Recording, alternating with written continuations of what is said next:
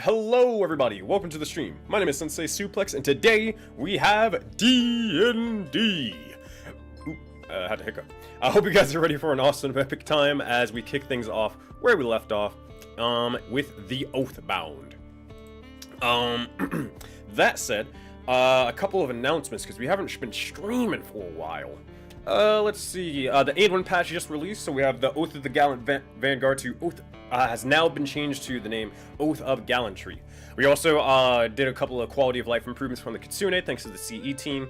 There's some new tongue gem variants. Oh, I didn't even actually see this. There's acid and poison, which is pretty sick, pretty cool.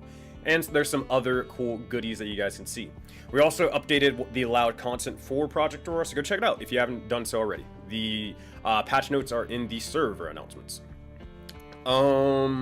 That said, we're still looking for some C0 DMs, so if you want to DM alongside me, in Leonios, then we'd love to have you. Just feel free to apply, and then we're gonna be reaching out to you guys for either some interviews or results. We also need some lore scribes as well, so feel free to apply to that on top of things. And if you are more so a player looking to join Leonios, now is the time.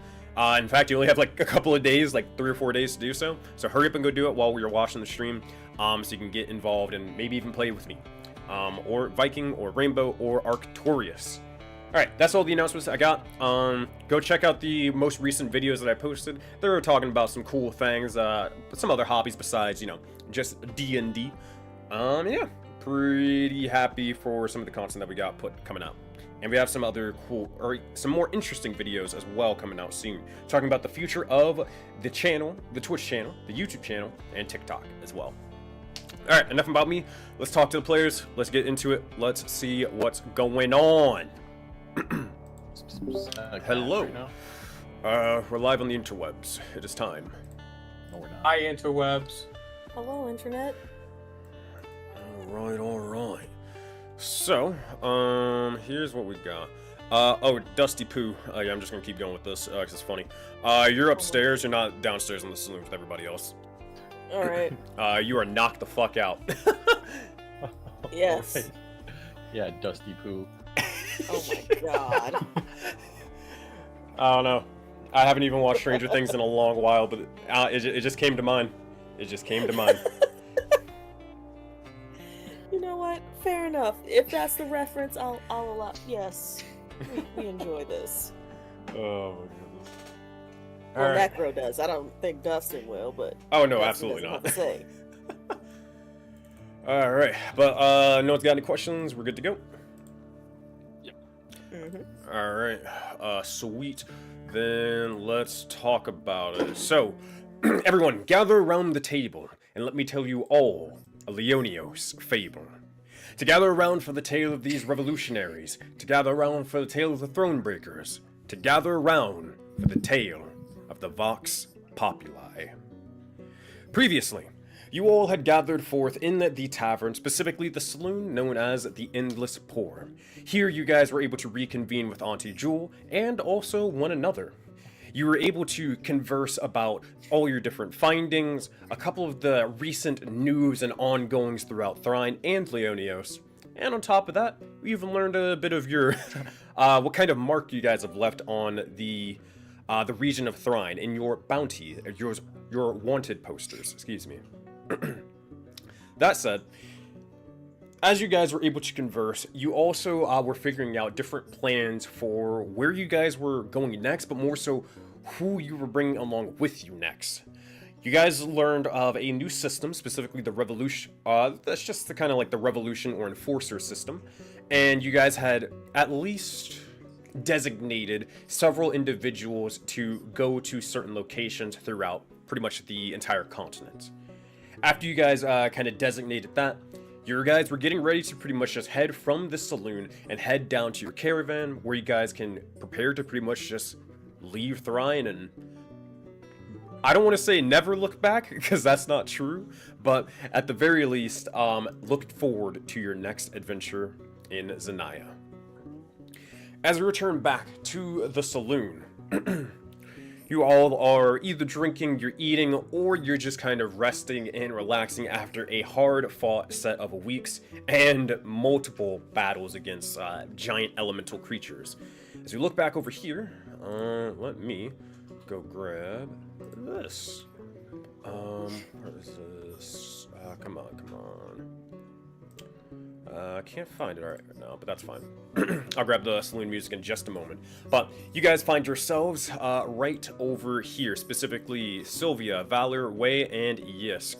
As you guys are kind of like beside Auntie Jewel and and some of your other companions, you'll notice as some of your companions like Gashir or Mary and Atticus, they already started heading down to the caravan, so you don't have to worry about them. That said, any of your other allies, Keeper Selene has basically brought them with her, and they haven't brought anybody else haven't brought anybody else to the saloon here just yet.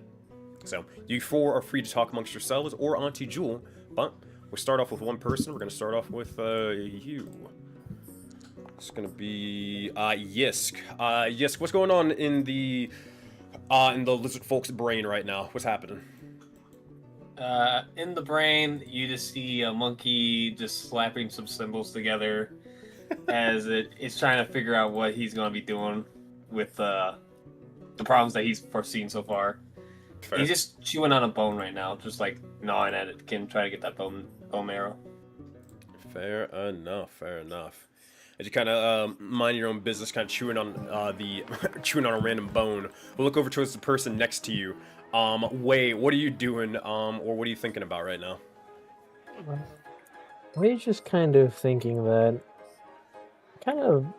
since the what last happened, perhaps who else could have made it out of the village? Just kind of sitting there pondering that, trying to recall faces and struggling to. Mm-hmm. You're referring to the village of Halishi, correct? Yeah. Mm-hmm. While you're kind of sitting there pondering, kind of losing yourself in thought, we'll look over towards the person next to you, that being Valor. What's going on in your mind? What are you talking about right now? Valor's kind of just sitting at the bar. He just finished his chocolate milk. And he's kind of just taking a breath from everything that has happened and just blanking out at the moment. just look kind of. This is a moment to relax and not worry about anything. So he's trying to sit in that. Looking over towards last but not least, what about you, Sylvia? What are you thinking about? What are you saying? Sylvia is a bit in her thoughts. She's sliding the wine glass with the rest of the chocolate milk still in it. Just looks at her hand and sighs and looks over at Yisk and just says, "Hey Yisk, you were good at building things, right?" Stops mid-chew to look over towards you, nods his head. She shows him her hand that lacks a pinky finger after the fight with the Leviathan. Could you fetch on me something to replace the finger? It's been quite uncomfortable holding things. Isn't that the finger that's usually out when you hold things? Hmm? Doesn't that finger usually stick out when you hold your wine glass? Sadly, I also have to hold swords. I've seen you hold your finger out when you're holding your sword too. I mean, fair enough, I do not need to hold my sword quite firmly while I have thorns all around it, but it is still uncomfortable. I'd rather have a finger. Yeah, fair enough. It's kind of nuts, I'm not gonna lie. Trixie said it in chat, pinky out while cutting somebody up. That's kind of crazy.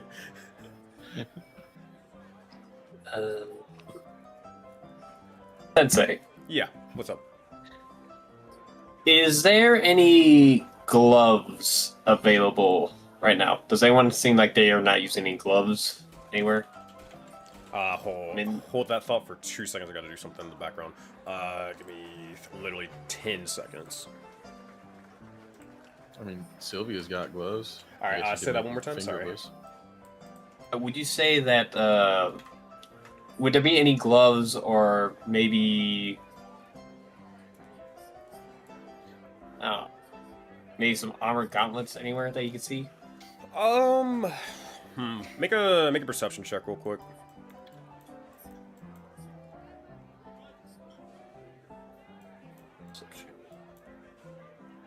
I guess you could say she's rocking fingerless gloves right now. God damn it.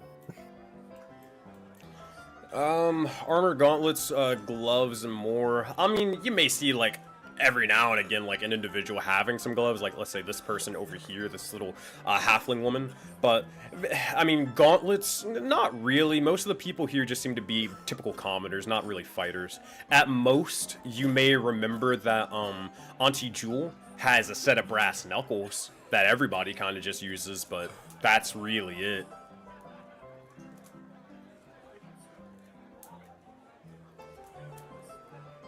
Your best bet would probably be to go down to the caravan and then try to look for just some random guy who has one. Yeah, most likely Yisk will just look at the hand for a hot minute, look around, and then shake his head. No tools. Have to wait. Sorry. It doesn't have to be right now. It's quite alright.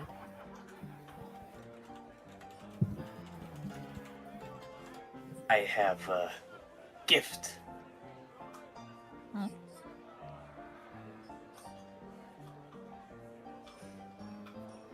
And Yisk would pull from his bag a very shiny rock and push it over to Sylvia. Here. He takes it. Till I can fix your finger.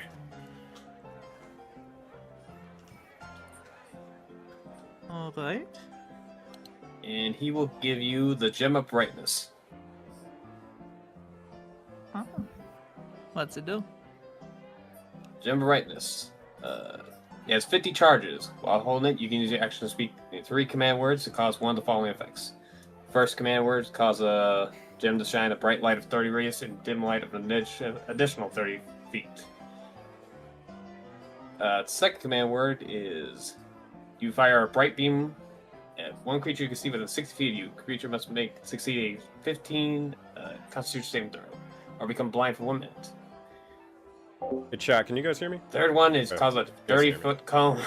I had to check something, sorry. It's struck by the ring. Second command. It's okay. Third one causes a cone effect that does basically the second one. That's So basically, you do a cone effect instead of straight I got beam it. that does 60 feet, does 30 feet. Cone effect. I thank you then.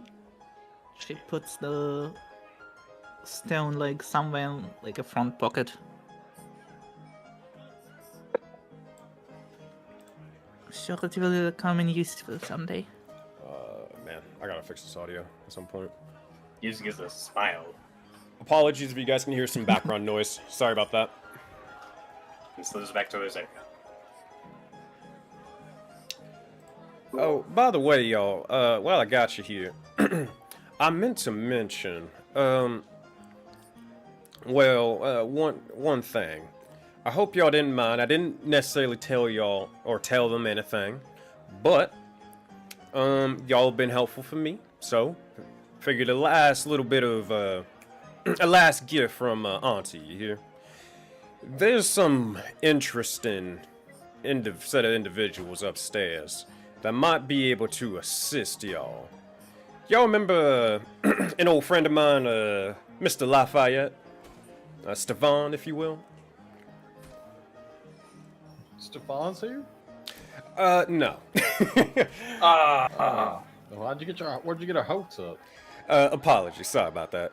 But no, a friend or an associate of Stefan and his work if you remember, is upstairs, and they may be able to help and assist y'all with your whole, you know, thing y'all got going on. And she's going to kind of like slowly point towards the bounty posters that you guys have. You know, just in case you want to, you know, cut town. You don't mean get these bounties reduced, you talking about leaving. I see. She'll put any like remaining bounties just like folded up somewhere. Yeah, but there's also another individual who might be able to be of great assistance as well. Y'all may have a little bit more in common than you think, but it's up to y'all whether you want to go interact with them any further. But I put in a good word for you at the very least, and they seem to be trustworthy enough to good old auntie here. So if you do want to talk to them, you can go see what they're up to upstairs now.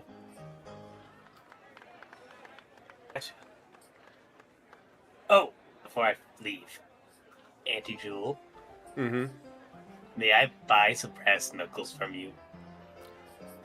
You're trying to buy some brass knuckles. She kind of looks over towards you, eyes you up and down, folds her arms and says, "How much?" Yes, we'll slide over 50 gold. She kind of looks at you, looks down, just kind of makes a face. Yes, slides over another 50 gold. Looks down again, looks back up. For some brass knuckles? Yes. Yes, slides over another 50 gold. Stop. Oh my stop. God. Well, you can make No. gold knuckles out of that. As soon as you guys start talking deal, she's just gonna slide the gold over. Yes! Yes, please! Yes, you could have bought some of those for like 5 silver. It's just like down the street. Whoa! I'm not pocket watching. I'm not watching how you make your money. So don't be judging how I make mine. Here you go, sweetie. And she's gonna pass you by some Auntie That's Jewel's not brass just knucks. Yisk's money. No, it's just money. And as she does so, she's gonna pass them over to you, and she's gonna look over towards you, Valor. And that's not my problem. Here you go. Yisk has been using the pretty penny thing really well. Did this work? I don't think it worked. Hold on. I think I gave you the wrong one. Alright, knuckle dusters. Basically what these do is they give you, anybody can have them. They give you a D4, plus your, I think, strength or dex modifier, depending on which one you want, in unarmed strikes. There you go. Alright. Neat. Granted, for like 90% of you guys, this will be absolutely fucking useless. But for those who really want it, then it could be helpful.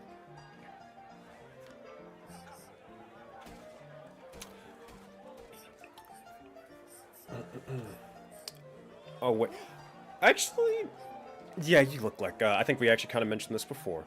She'll look over towards you, Wei, and she'll say, "Oh, by the way, Yeah. I meant to mention, she kind of look, I guess, over towards the other ones. This one's cool, right?" And what would you mean by that?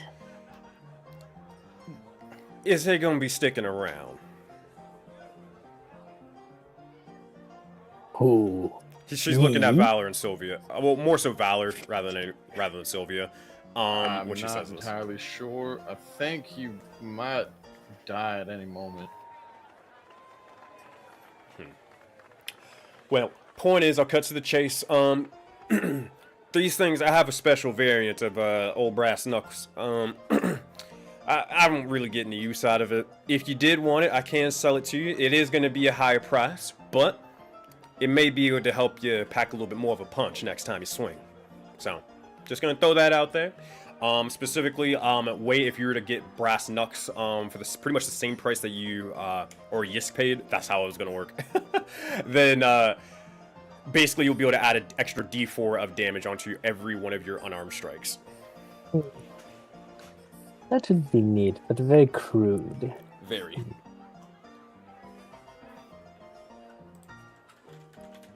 But I'll leave you guys to think about that. Are you guys staying down here for a little bit to handle a couple other things, or are you getting ready to head upstairs in a minute? I was probably getting ready to head upstairs. Yeah, probably go up and see our friend's friend. Who's waiting for us? Yeah. Yeah, it's clobber time. Got The you. thing. Well, No, the Yisk. Alright. while you guys get ready for that, we're actually going to leave you four down here. We're going to go upstairs to another individual, slowly waking up from their unfortunate slumber. We're going to look over towards you, Dustin, as you find yourself upstairs, drowsy as fuck, patched up, but alive. Oh, wait, what are you doing up here? Get out of here. Way. Wait. Yeah. Dustin. I'm legally blind. I can't see shit. Dustin, why can't you see shit? What's going on, man? I have no clue. I'm blind as fuck. There we go. I got you, dog. Legally blind. It's like, oh shit, the poison took my eyes. All right, but Dustin, what's happening with you as you kind of wake up to well, yeah, to a dark room that you barely remember? Dustin is just flabbergasted. It's like, what the fuck? How did I was on a horse, and I got shot, and then I got shot again, and then somehow I managed to stay on the damn horse. What? Okay. This ain't a jail cell. So at that point, he's going to kind of stumble his way, getting his bearings, seeing that all of his belongings are still on him. So really, it's not jail. We'll just kind of get up and walk towards the door, open it, and step on out to see a hallway filled with more doors. Yeah, you definitely, I can tell, looking over towards this, I mean, it's a kind of a mini inn, if you will. I can definitely see more rooms or doors leading to other rooms, but the door to leave would be one of these doors here. You're not entirely sure from last night. Well, you just gonna go straight forward. Fuck it. Okay. They are locked. All right. Oh, no. There we go. Hey. As you kind of stumble out from the door, you'll see as another individual is kind of like kind of just playing a couple cards, but that isn't the individual that you necessarily immediately clock, Dustin. You look over and you see two figures sitting at a table, and specifically one is a little bit shorter but has a bit of green skin, and immediately puts you on edge just with their sight, or just by even seeing them. The other one isn't necessarily doing them any favors either, as their skin is very much vibrant. Their hair is almost colorful, but it almost blends in with the cosmos itself.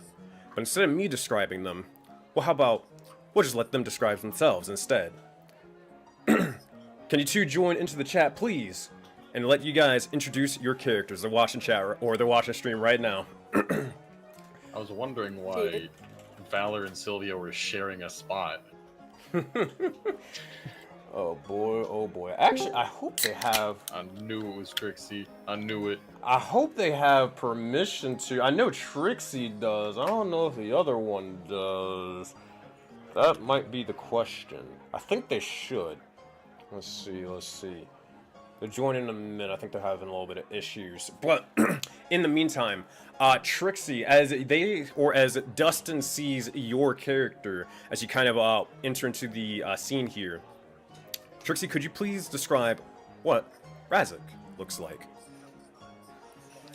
As you can probably guess by just looking at him, he is a goblin with very darkish green skin. Are they looking directly at me, or are they like to my back? I can't that's- see you at all. Can't see He's him? over here. Oh. You wanna see him? Oh, now we can. There we go. I was about to say Dustin's legally blind. Invisible. Go for it. Saw me get shot in the head. If you're that close, you would notice that he has a golden, like, little tiara over his head and a eye patch that looks like a holy symbol, along with really, really white hair that looks almost into like dreads, wearing some sort of scale mail.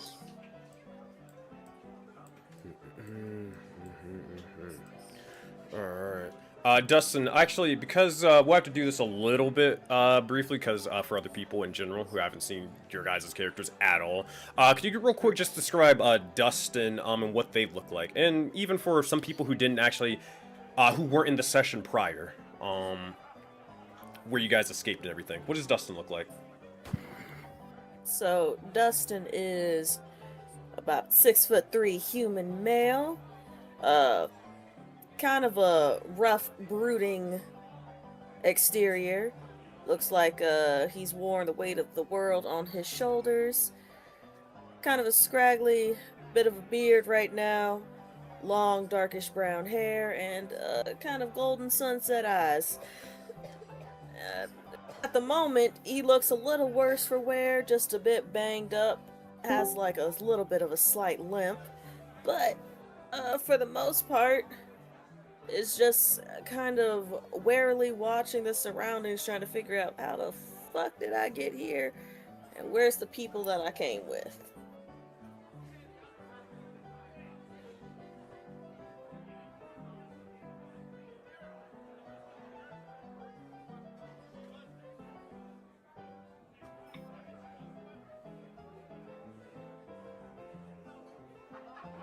Did my audio cut out? Hello?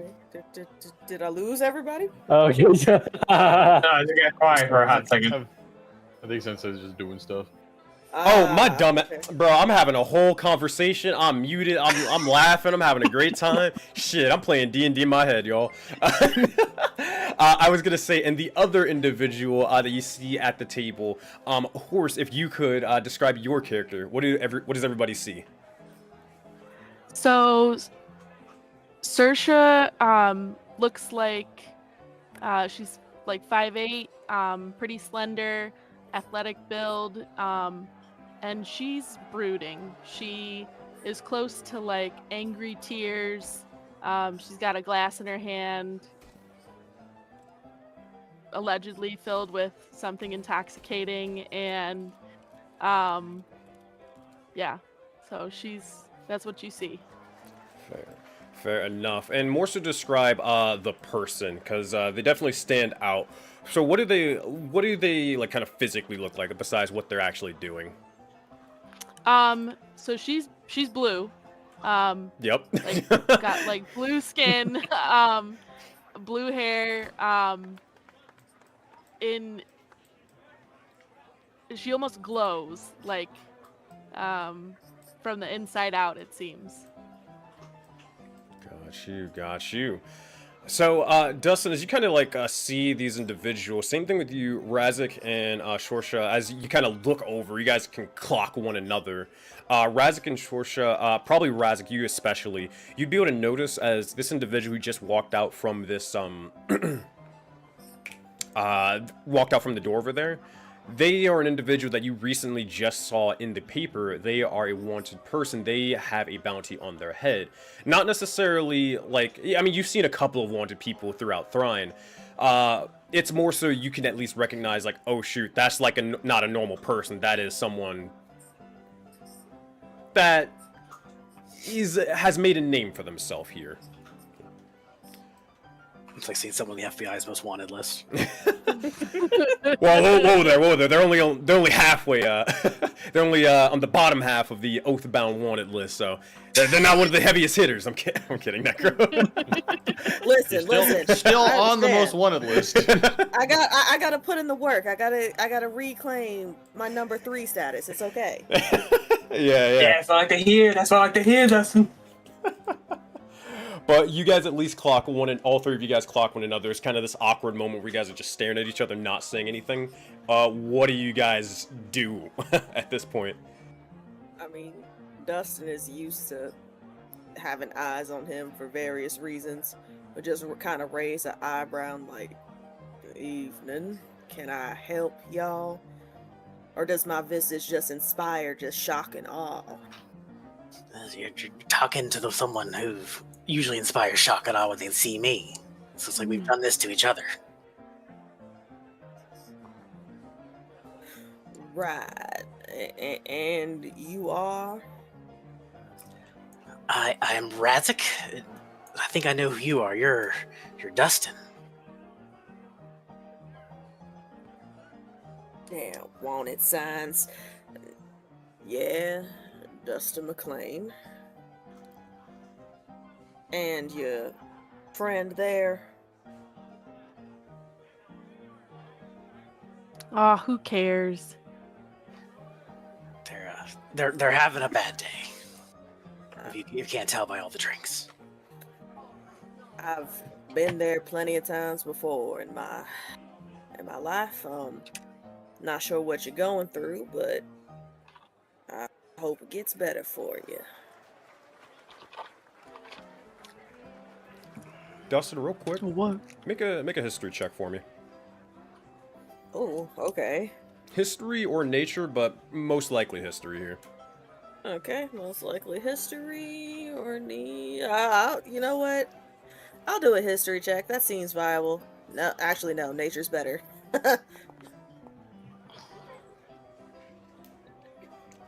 16? live. Okay. So, as I mentioned in this campaign, there's a little bit of, darker themes. So, fair warning. But you look over towards a goblin, and at least the general climate in Leonios is that goblins kind of are a bad omen throughout really the entire land. Not every one of them, but most of them. And the reason why is because of what King Leonios has done, specifically in the likes of Sereth Prime. He was able to basically make a clan of goblins, turn them into vampires among other creatures that you guys actually fought in the Nightwarden and Dawnbreaker campaign and stuff. And since then, typically goblins are just associated to being just like the, not royal guard, but the masterminds of King Leonios' plot.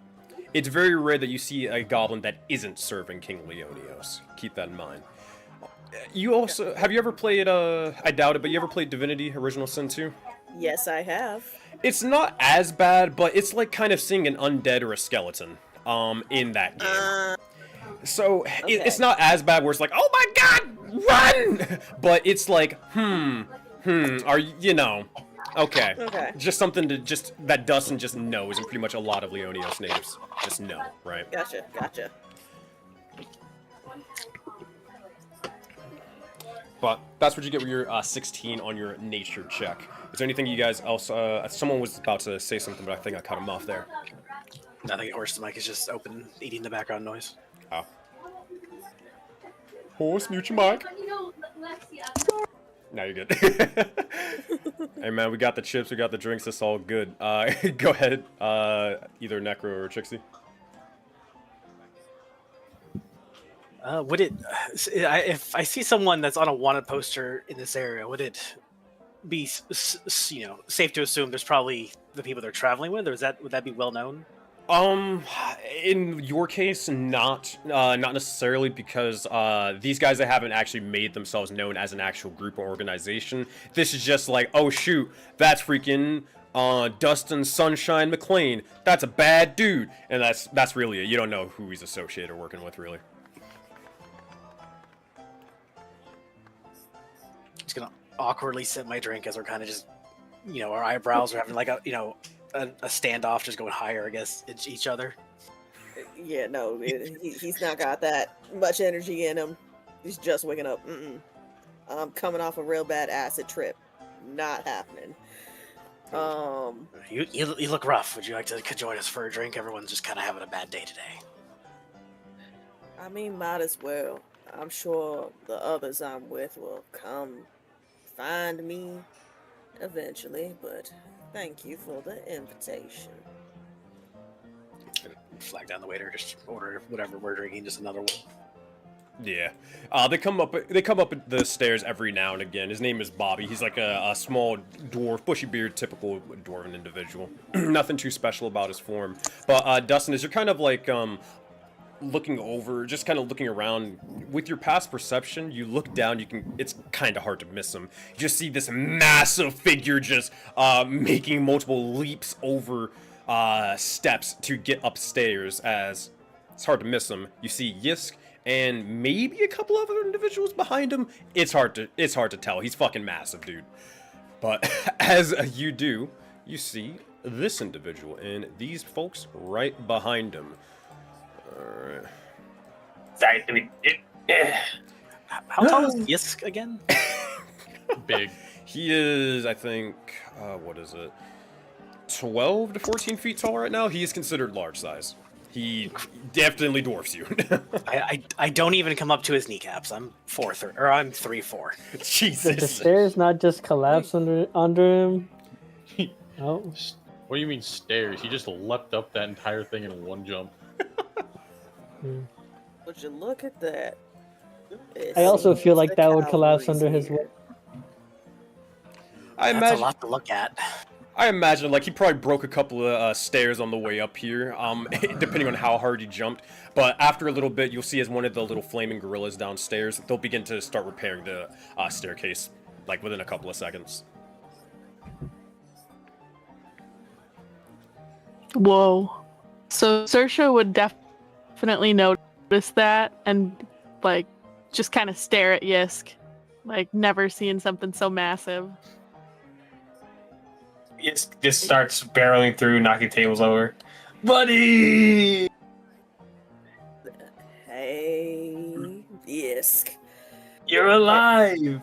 I am. Be careful if you are gonna bear hug me. Pat, I'm pat. still just waking up. You watch as the tables just go flying down over the railing, smash into somebody. Oh, what the fuck? you should have dodged. Oh, here. I'll help you, Trick. I got you. Hey, Sunshine. Long time no see. Damn, you look like. Yeah, I You've been in a feel fight. like I feel like shit. You can say it, but I guess it's good to see that you're still kicking it around, Valor. Yeah, you could say that.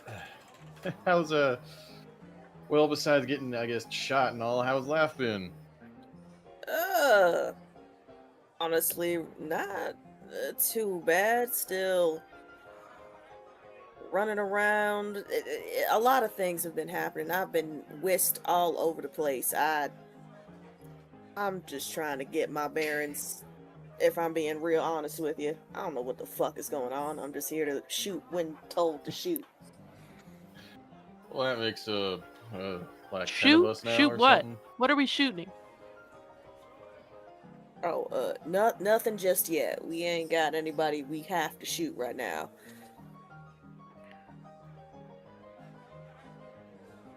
Yeah. Well, Dustin, you got some new frowning friends? Might want to introduce us to them. I myself just got acquainted, but I'm sorry, I'm real bad with names when I first meet people. Don't mind me. Y'all can go ahead and introduce yourselves. I do not want to take that agency from you. Well, I'm Saoirse, and I am totally ready to shoot something. Just point me in the direction. I like this one. You know what? You and me gonna be friends. Oh, this guy's a big softie. He'll be friends with everyone. Okay. It starts to bite him. Me? You. No, I'm just This kidding. This is also a big softie. He'll be friends with everyone. You good over there, Jade? Why is everyone so Yeah. soft? Okay. We're all one big family. Frasic would go to get out of his chair and somehow end up being shorter since the chair was probably taller for him sitting, and he would introduce go? himself. It's just like his head's probably just at the table. I'm Razik. Where'd he go? As that name is said, Valor, you look over towards this individual, and it's been a long set of months. It's been so long since all of what happened. But you see an individual who you very much recognize. You recognize them from Korgath. You recognize them so much that this is an individual who worked alongside you under the same sect within the Crown's ranks. So he doesn't say it like Razik. He says, "Wait, Razik? Valor? I saw your poster. Why are you here? That's a long story, and it's been a long set of months. What? Okay,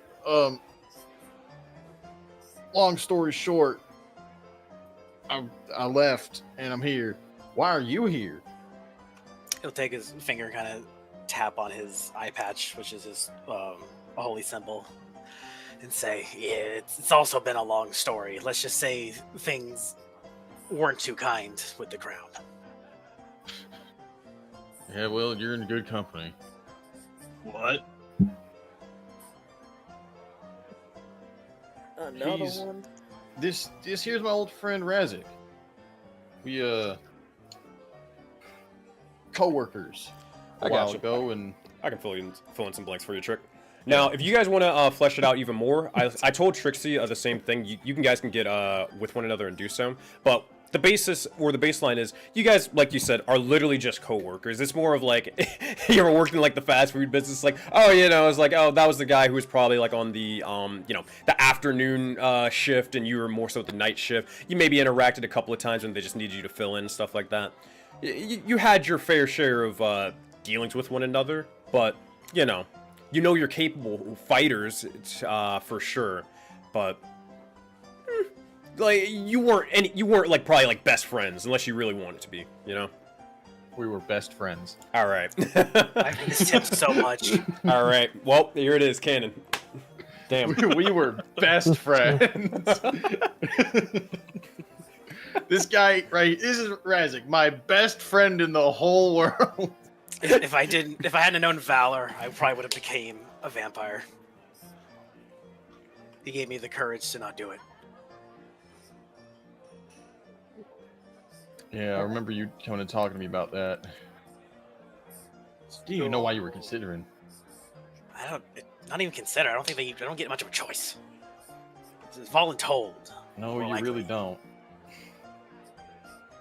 So, just to double check, he was also the crowd's guard. Correct. Yes. Mm, Yes.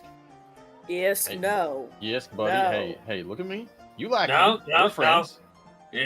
you earned your friendship. This one, watch you. Yes. Hey, you trust me? We're friends. You trust me, right? Yeah, I trust you. This is my Your friend. All right. And if you trust me and this is my friend, can you at least give him a chance?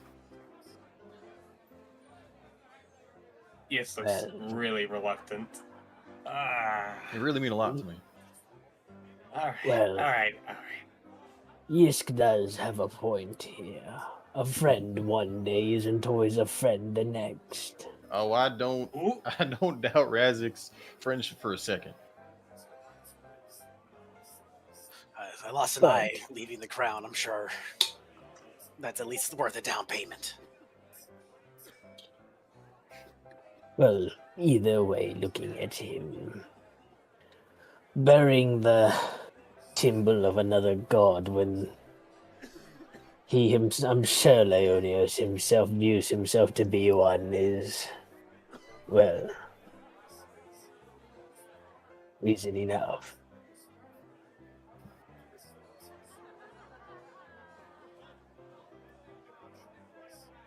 Listen, if anything, just say you're on probation, right? And if you do anything funny, either this big guy is gonna swallow you whole, or I'm gonna just put a bullet in your eyes and your other eye. It all works out. You can't do that, then you can't see. That's fine. Valor always had the sense of humor. No. And Dustin, speaking of your eye, I apologize for the hasty treatment. You were kind of falling off the horse. Yeah, I thought I remembered that. I haven't It's quite fine. used my key in quite some time, you see. Oh, how is your eye looking? I'm gonna just get closer and look directly into his damaged eye. Okay. Now, this is a little too close for comfort. Well, It's I coming know getting back. shot in the eye is less comfortable, so we see. How bad is it? Necra, actually, it's your character, so I'll let you describe it. So Like on a right scale from 1 now, to 10, you know. on a scale from like 1 to 10, it's probably sitting at like a 5. So you can see there's definite irritation and slight scarring around his right eye. And the eye itself looks a little bit clouded over, but not completely. So there's partial vision, but it's not fully healed as of yet. Sensei, do I think I could speed that process along? With the immediate healing, yes. To prevent the scarring, no, not really. Does half this group just have one eye right now? Oh my god, wait a minute. Yes. In fact, actually, only half. Well, there's seven of us, so the lesser half, I guess. No, I think this is like the main group that just doesn't have eyes. Like most of you guys, everybody else, I think, they're rocking 2 eyes. For now.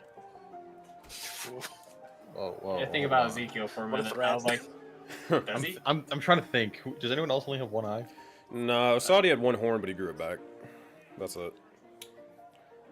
Yeah. It's a wild ass statement. I didn't know they could regrow.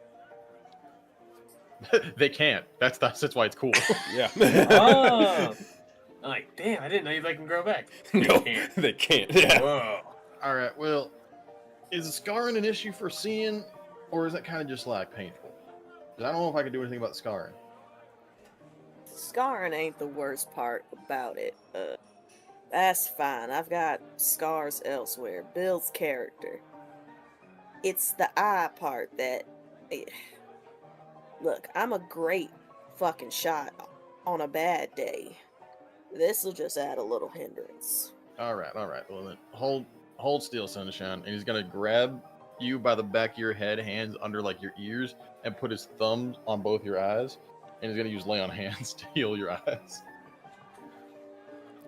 How many points would I have to use to do that? Probably 5 in this case. But That's yeah, fair. so as you kind of do so, it'll definitely like mend any of the immediate damage, like any other healing spell would do.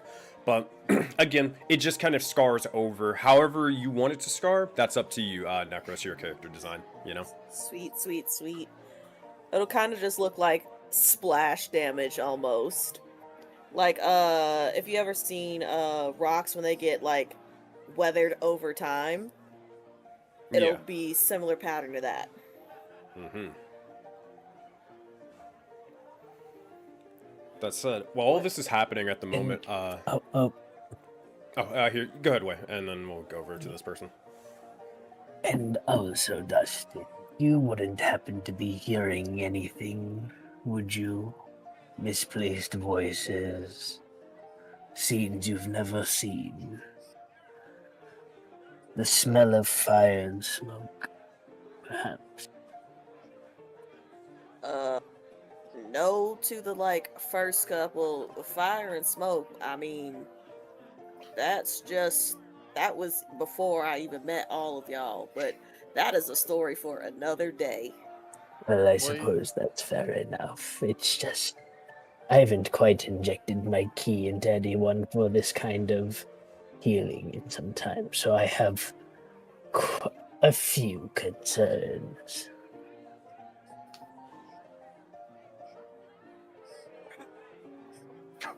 Well, no, the whole fire and smoke thing, that's something else, but other shit, no. But thank you for letting me know not to let you touch me ever again. If those are the goddamn side effects. But I appreciate you doing what you could in the moment. Let's keep it as a last resort then. Very much so. Agreed. That's it. While this is happening over here, Sylvia, what are you kind of thinking or doing over in the back here?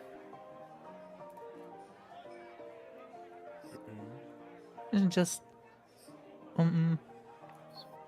thinking over like new people. Wow, that one looks very weird. Which one? There's two. And the goblin, she saw a lot of goblins. This one Yeah. looks translucent, I think. It is very strange. It is not normal, I will say that. Actually, you know what? Because you're the spy master, I'll give you this. Go ahead and make a history or nature check for me.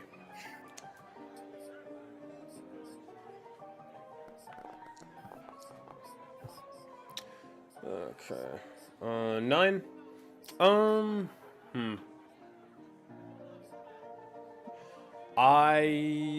Yeah, alright. I'll give you a little bit of information, but not much. Come with me, you're going to the secrets channel. Oh. No? What the heck? There it is. Bop.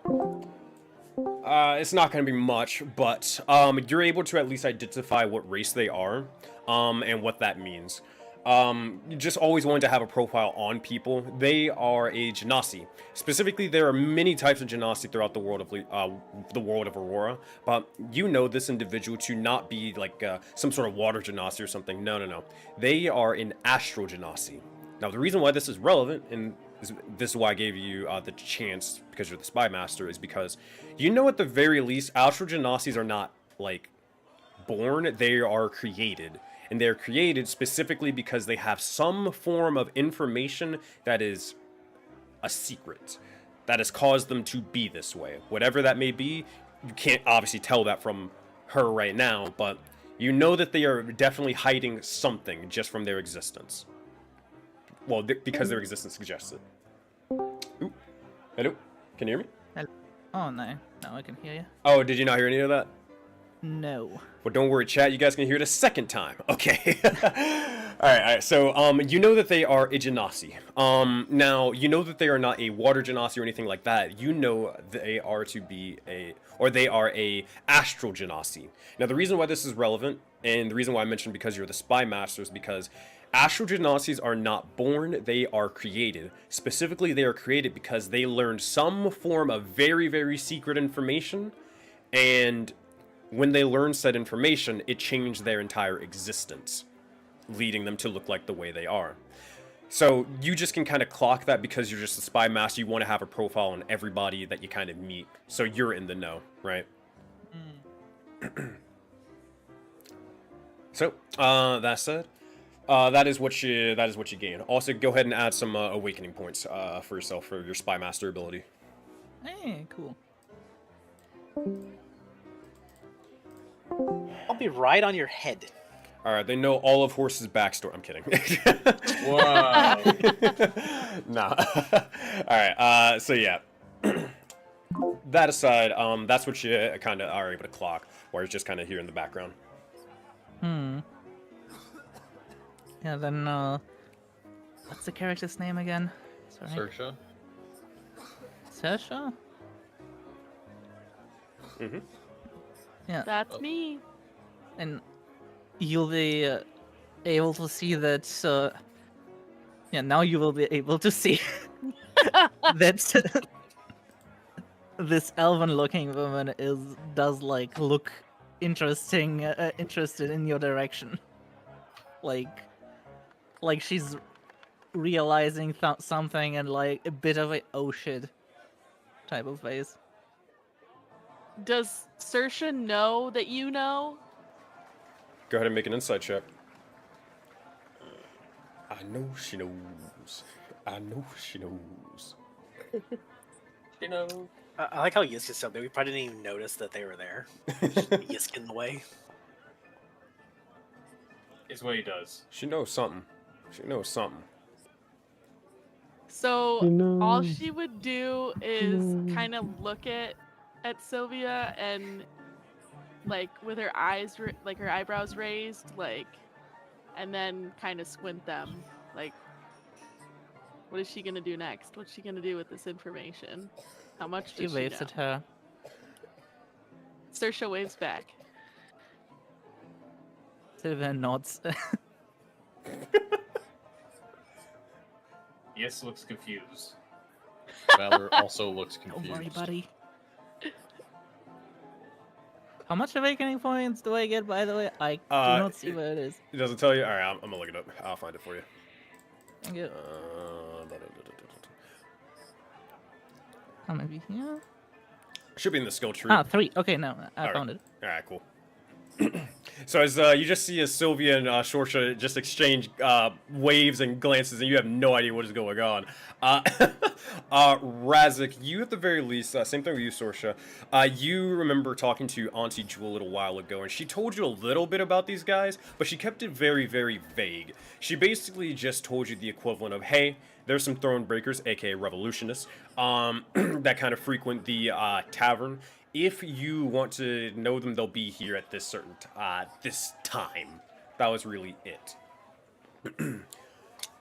We could put 2 and 2 together and probably realize these are the revolutionaries. Very fast, because it's so remember how we said you just saw like somebody's like top 10 most wanted or whatever. You actually like see like top 10 most wanted right now, like walk on in afterwards. Half of them.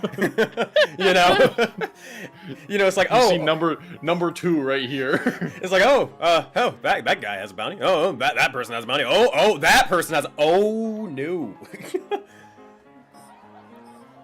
here comes trouble. Make it double. I think all of you have a bounty on your head. I think you're who's in first right now? Is it Valor? No, that's our other friend Zenny, but of the people here, yeah. Yes, looks very dejected. It's like, should have been me. You're almost you're like right there. At the almost fucking bottom. I somehow have more than years. Stop bringing it up. Hey, I poster. don't like that fact. Yes. Yes, straight away. Don't worry about it. Yes. Look me in my eyes, buddy. Before we leave, we gonna get right back to at least the upper middle of the pack. I'm pretty sure he is in the upper middle. Like he's like number 4. He's like number 5 or number 6. That's like He's in the top half. Listen, by the time we're done, we're gonna be the I hate new you, G. 3 and 4. Don't you dare. Yeah, Don't worry about it. sorry, Tiefling's still on top.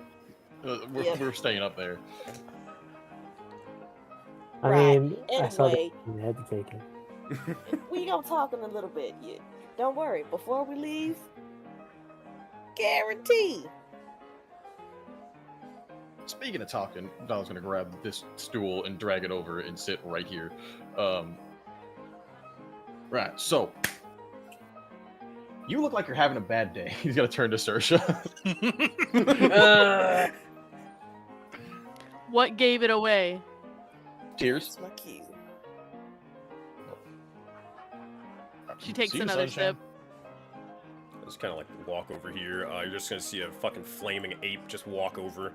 And they're just gonna take the table that Yisk threw over. It's fully repaired, duct taped together. They're just gonna slam it down to the floorboards here and then walk away. A normal occurrence in this tavern. Don't even turn around.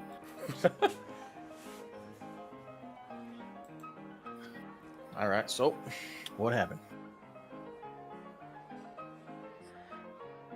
I lost my refugees. They were captured. I was the only one to make it out. It was my responsibility. I should have protected them. I just can't do it anymore. Okay. Refugees from where? And Tassie. Well, guys traveled far to get here then. Yeah. That's We the tried. plan. Where'd they get captured? Wait, Rizik, were you there? Sorry, Razik, were you there too? I was assisting. Assisting the refugees? Assisting our friend here. Hmm. We've had some successful ventures. Most recent was not. Where do y'all's refugees get taken? We don't know where they were taken to. Where did you get ambushed or, captured at? Above table. I don't know that much about this geography. Nah, I got you. We shall consult the map. No, I'm kidding. It's not that important. I mean, I'll pull a map up just so you guys can look at it. It's the outdated one, but still. But yeah, you guys were basically just, it happened randomly in Thrawn. Probably happened like roughly a week ago, and you guys are like just now, maybe 2 weeks ago, but you guys are just now arriving in like an actual city, being Floodgate Flats. You guys are, I know the map isn't updated, but I have it in the other chat. But you guys are roughly around this area where Floodgate Flats is located. It could have probably happened, give or take, like maybe around here or over here. It's not super important, but you also don't know where they went. You can kind of assume that the job is basically a bust. In fact, you're better off just sort of leaving the area and trying to move on than try to figure out what happened beforehand. Well, if we end up knowing where exactly y'all got taken from, might be something we can do about it. Not us specifically. I mean, we get involved, things will go to hell real fast. But we can maybe do something. Wait a minute. Sensei? Yep. Would it be any chance that it could have been like in a cactus area? Nah. Thank They God. would know that. Oh, thank God. Why were you afraid of something, Kodak? Perhaps remember a when certain meal you had earlier in the day? No. But it's also worrying that we kind of left a giant cactus farm in fire and dipped out on people that need help.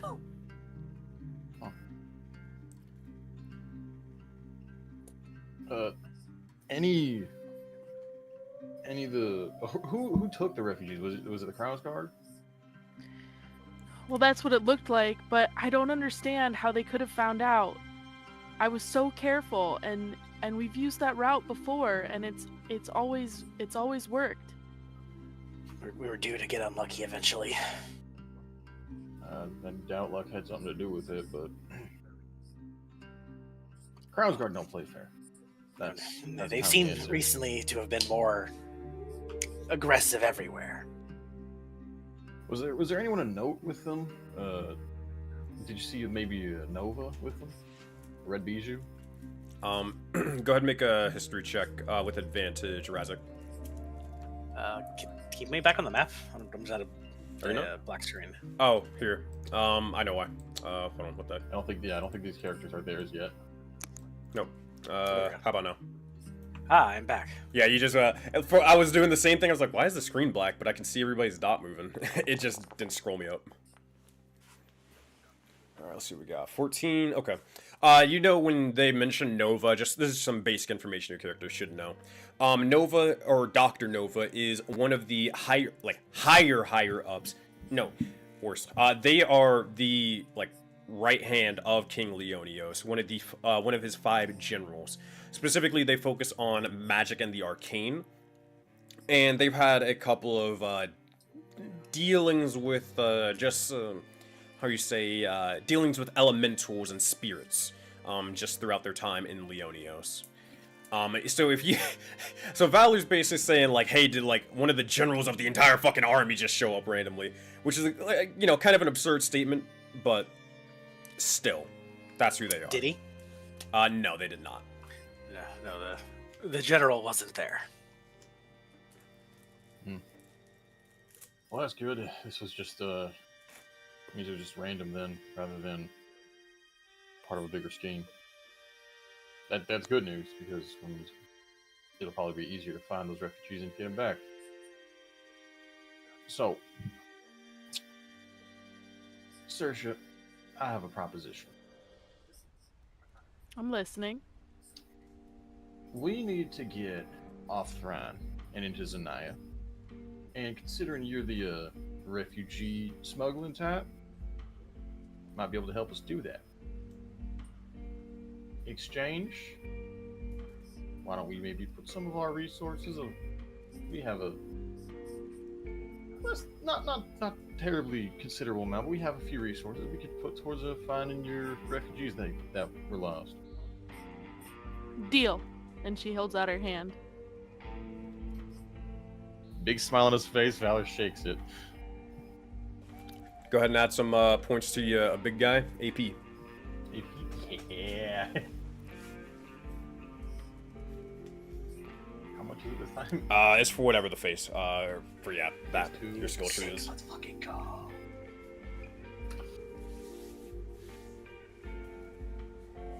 Alright.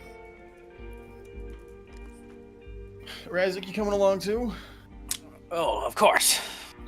We got some catching up to do. I'm sure we'll get into some trouble at some point. I can keep you alive. Or I'll keep you alive. It's like the old days. Let's do it. Are you guys actually going with the best friend route? Is that, are we making Yep. this canon? This is happening. Alright. Amazing. Yeah, I mean, just talk in the background or whatever, and then you tell me what you want to make happen, and I'll make it canon. So, yeah. We're gonna make some stuff happen. There we were in the trenches when he pulled me out of a fucking explosion when I nearly lost my leg. Oh, right. I should probably warn you. There's another tiefling, Zenny. He is not a fan of me or most Crown's guards, so he's probably not going to be a big fan of you, especially since you know we got history. Just wanted to make you aware. It wouldn't be the first time someone didn't like a goblin. Just don't bring up your crown's guard. I mean, it's gonna come up. Yes, I'm sorry. Even Zenny's not dumb. I mean, this is my friend for, God, was it 10, 12 years now? At least. Yeah, he's gonna know within a few minutes. And you better protect him. We always had each other's backs. I think between the two of us, we should be fine. I don't think you guys realize how great of an asset we just got. All right, now who's about ready to go back to Caravan? He. You hungry again? No. Yes. Oh. Oh? I got to do something. Where are you off to? Was that Caravan? Yisk? Oh, so was that Yisk or Kojak? I forgot to do something. No, this is yes. Kojak's good. Kojak's good. Oh, that is right. We do need to go back to the caravan. We need to check in with Bobby. See how all that stuff's been happening. Speaking of which, real quick. It's been a few months since we've been back there. How's the caravan holding up, Sunshine? He has no Y'all idea. tell me. I haven't been back there either. I thought real maybe quick. that's where you were this whole time. No. That's not right. Hold on for No, 2 seconds. no, no, I no. need one little thing. First thing, I need one person to look after resources for this session. Second thing, you have an update on how many resources you guys can hold, because you have Dustin in the party, and you also have 2 other people joining you guys for a bit. Ah, crap. All right, I'll do it. All right, cool. So I actually have it right here. I got it wrong last time. So the max, the amount of resources you guys can hold as a party is equal to the party size plus or 2 times Dustin's level plus your proficiency bonus, Dustin. So we got 1, we got 2, we got 3, we got 4, 5, 6, 7, 8, 9, 10, 11, 12, 13. 13 players. 14. Yeah, 14. Don't worry about it. And then twice Dustin's level, so that's going to be 12. So 14 plus 12 plus proficiency bonus 3. 3. So 15 plus 14 was that 29? Yep. Yeah. So an extra 9. Holy So Yeah. edit the water, food, mana, medicine. Change that from a max of 20 to 29. Gotcha. All right. Sorry about that. Just had to make sure that was done now. But yeah, Valerie, Dustin, you guys can keep talking. Listen, when I tell you I was whisked away every which way, I'm somewhere 1 second, the next second I'm being sucked into tornadoes, almost getting ran down by wildlife, ended up in a refugee camp, who are all dead now, but that's besides the point. I've been every which way but turned loose by chaos. So, no, I've not been back at the caravan, and we got a lot of stuff to do before we actually, head out. I gotta see where everybody's resources is at. I gotta make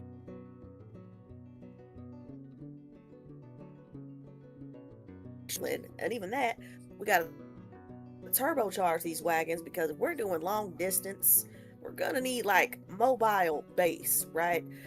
That's gonna come with a lot of work in a short amount of time if nobody's been overseeing it. Sorry, you lost me about halfway, but I get what you're saying. We're also not just going across country, we are going across the ocean. Well, then I can tack on waterproofing too. I knew you could. You should probably also tell Dustin at this point, because I don't think you guys have. You should probably tell them about Nuna at some point. Oh yeah, also, Sylvia. Yeah. Nuna. Hi. Who? What? You know. Oh, man. I really don't want to do this here because we're going to cause a scene. So why don't we go back to the caravan, do this there? Oh, I mean, they're just they're tiny, so I mean, it wouldn't really be much unless you Never guys. mind. Yeah. Instead of saying that, Valerie goes, "All right. Well, I guess probably now the time to do it." And he's going to cast Find Familiar and summon the Phoenix. He's just going to appear on his shoulder. I'm. We're doing this? Alright. She's summoning the Nuna. Got you. You'll see as you do so. Boop. As you guys summon your Pokemon. Oh, I'm kidding. I'm gonna lose. I'm weak. I'm weak to water. You'll see as a tiny little bird. This is for Trixie and Horse. You guys will see as a tiny little bird, obviously like kind of burning, with a strange set of almost like phoenix-like feathers, is kind of drifting off from Valor's shoulder. Specifically, you look over towards this individual, and you feel like you've seen this creature before. Not exactly, but something similar to it. Both of you, throughout your entire journey, since you've had your traumatic moments that we talked about before, or triumphant moments, you guys have been seeing specifically a phoenix throughout your time. That same phoenix had eventually led you guys to meeting one another, Sorsha and Razik, and they've also been just kind of like flying around you and watching you from afar at random occasions. You get a sense that this creature is similar in nature to that phoenix. Beyond that, Sorry, go ahead. beyond that, you also see just another creature that kind of gives off a similar energy, but they seem to be just a water weirdling creature. Very, very small and tiny. They just kind of are residing on either by Sylvia's feet or just on her shoulder.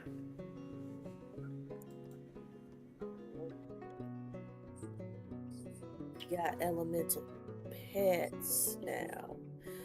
Not really pets. So we went into the vault. You may have heard. And in the vault, we found these like statues where we were able to actually, the phoenix we've been seeing for months now. We were able to actually speak to the phoenix, in the first time.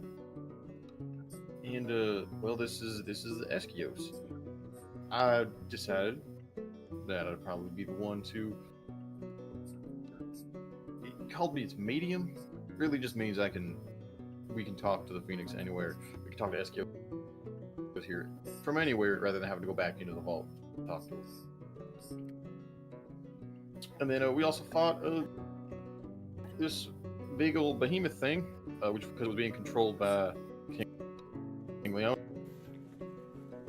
Leonios, and well, that's Luna over there. You're gonna see as they're gonna start speaking So primordial. For her. They'll start kind of yapping primordial. No, Nuna's gonna start speaking primordial. Sorsha or Razk, do either of you understand it? No. No? Alright. Yeah, so you're gonna hear the equivalent of wahi, wahi, waho, ho, ho, as they'll just continue speaking Aquan. But they're very much, they're intense with it, I'll tell you that much. Are they gonna fight? No, this is they just speak language we don't understand. Right. Okay. Well, that's another thing for me to process under right up in the old vault. Okay. Is there anything else that you need to tell me that is pertinent for me to do my job? Right. So the whole reason I brought this up, Nuna here, big behemoth, giant water lizard or giant water snake. You might have seen it a couple of weeks ago. We're gonna turn back into that, and that's what's gonna take us across the sea. Okay. So, waterproofing a harness and waterproofing the caravan. Got it. Okay. Well. It's gonna turn back to Razik. Yeah, it's been a busy few months. Yeah, seems like it. Wow. We did make like 12,000 gold pieces More than that. worth 12,000. of dragon hoard. Yeah. So you have some capital to work with. We also have a teleportation device that takes us straight to the Vault's forge. That's true. Well, We only have Which 3 can make pieces, though. magic items out of shards that are probably made out of soul pieces. He just holds up an ether crystal like this. Ooh. This is kind of like a bluish gem. Ironically, it kind of glows and has a similar color scheme to Sorsha, your skin. Yes, looks like ether crystal. Looks at Sorsha. Looks at the ether crystal. Looks at Sorsha. Are you saying we could turn Sorsha into a sword? I'm not saying Don't that. turn anyone into a sword. Alright, buddy. Alright, man. I'm not saying I want to. I'm saying we can. Yes has an Don't say idea. denying the Sorsha dreams. Sword that can cast magic by itself. That's fucking sick. Fucking soul eater shit. Maybe.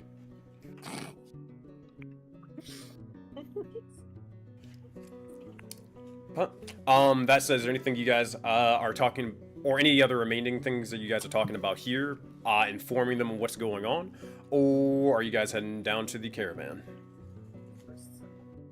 I'm probably gonna grab the samurai dude, by the way. Kaizen? The Ronin, yeah. Yeah. Gotcha. Just so we can get this over with. Oh yeah, you're gonna fight him? Yeah, I had to fight him. I just never had time to fight him. Now is probably the best time to fight him.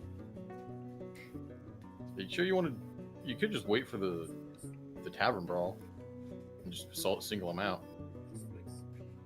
Are you expecting a tavern brawl? Oh, is this your first night in Flowgate? We just got here. Points. Okay. We're sad person. We're staying a little bit longer. Y'all need to experience this. Right, I'll single him out. He just jumps over the railing. Tavern brawl! Do you just actually yell it out? Yeah. All right. Yes, I'll tell you what. Go ahead, jump down, and I need you to make an intimidation check with advantage to try to force the tavern brawl to start a little bit early. Alright, intimidation. Intimidation or persuasion, whatever one's better. Ah, sweet. I got shit in both.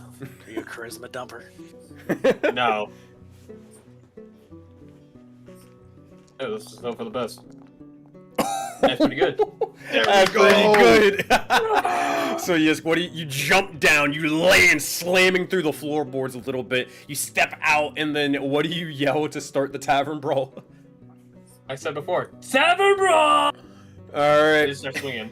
As you do, you guys will look down and you'll see as absolute pandemonium begins to break out. Auntie Jewel downstairs, she's like, it's not fucking time for this, you son of a...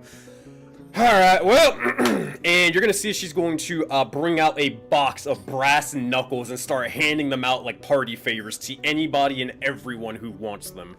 As this happens, tons of people are going absolutely crazy. Here, let me, where is this? And Sensei, Yeah. quick question about the brass knuckles. Do they take an attunement slot? These do. These are, just to kind of help you out, get some magic items early on, though. You probably won't be holding on to this forever, though. I guess, why not? I will. That said, as you guys look downstairs, yeah, so you look down and you see as people are pretty much just putting on their brass knuckles. They're punching the shit out of each other. You see as some people begins to grab tables and bar stools and just slam them over each other's heads. People are screaming, people are laughing, but it is absolute chaos downstairs. That said, there's going to be, if anybody wants to join into this, it would be a skill challenge, but is anybody just staying upstairs and not participating? That is the best question. If Valor jumps down, Razak will follow. He's like, fuck it, we ball.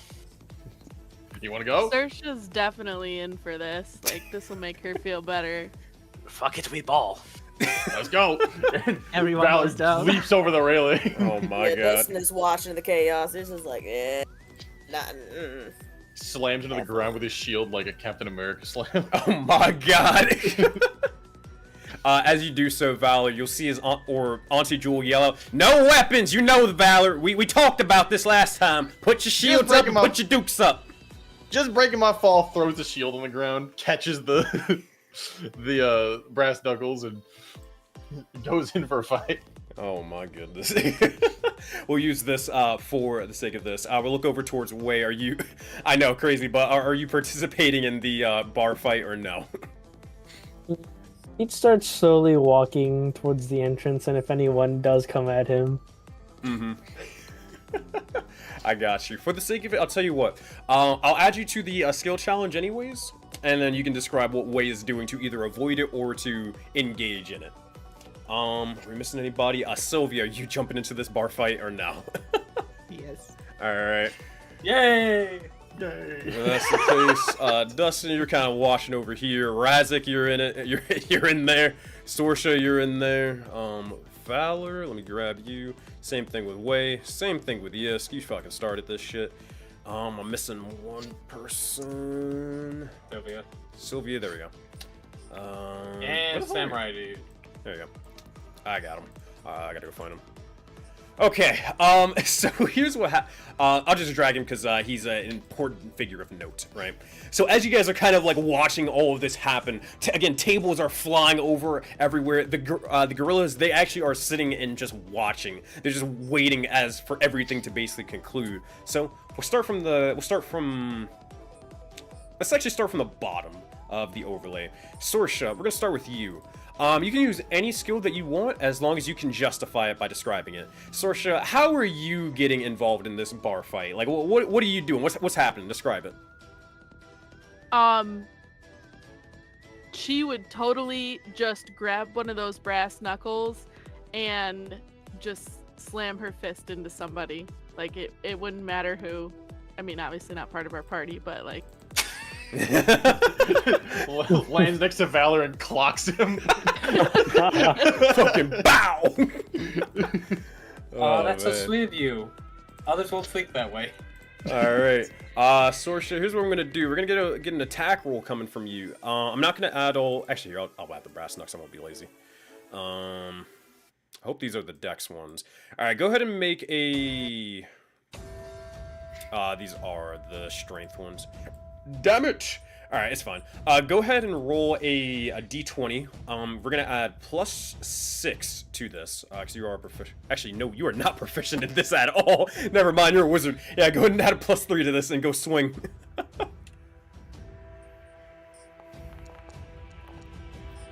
13, not bad. That is a success. So, Sorsha, as you just jump down, just swinging towards anybody that you can think of, you just see this random dude. He's just kind of enjoying life. He's like, I should probably, this was fun, y'all, but, hey, fellas, I think I'm gonna head out from here. Y'all enjoy yourselves. And you just see as this guy, he accidentally runs into you before wham! You just crack him across the jaw, and he just falls down, completely knocked out cold from a single punch.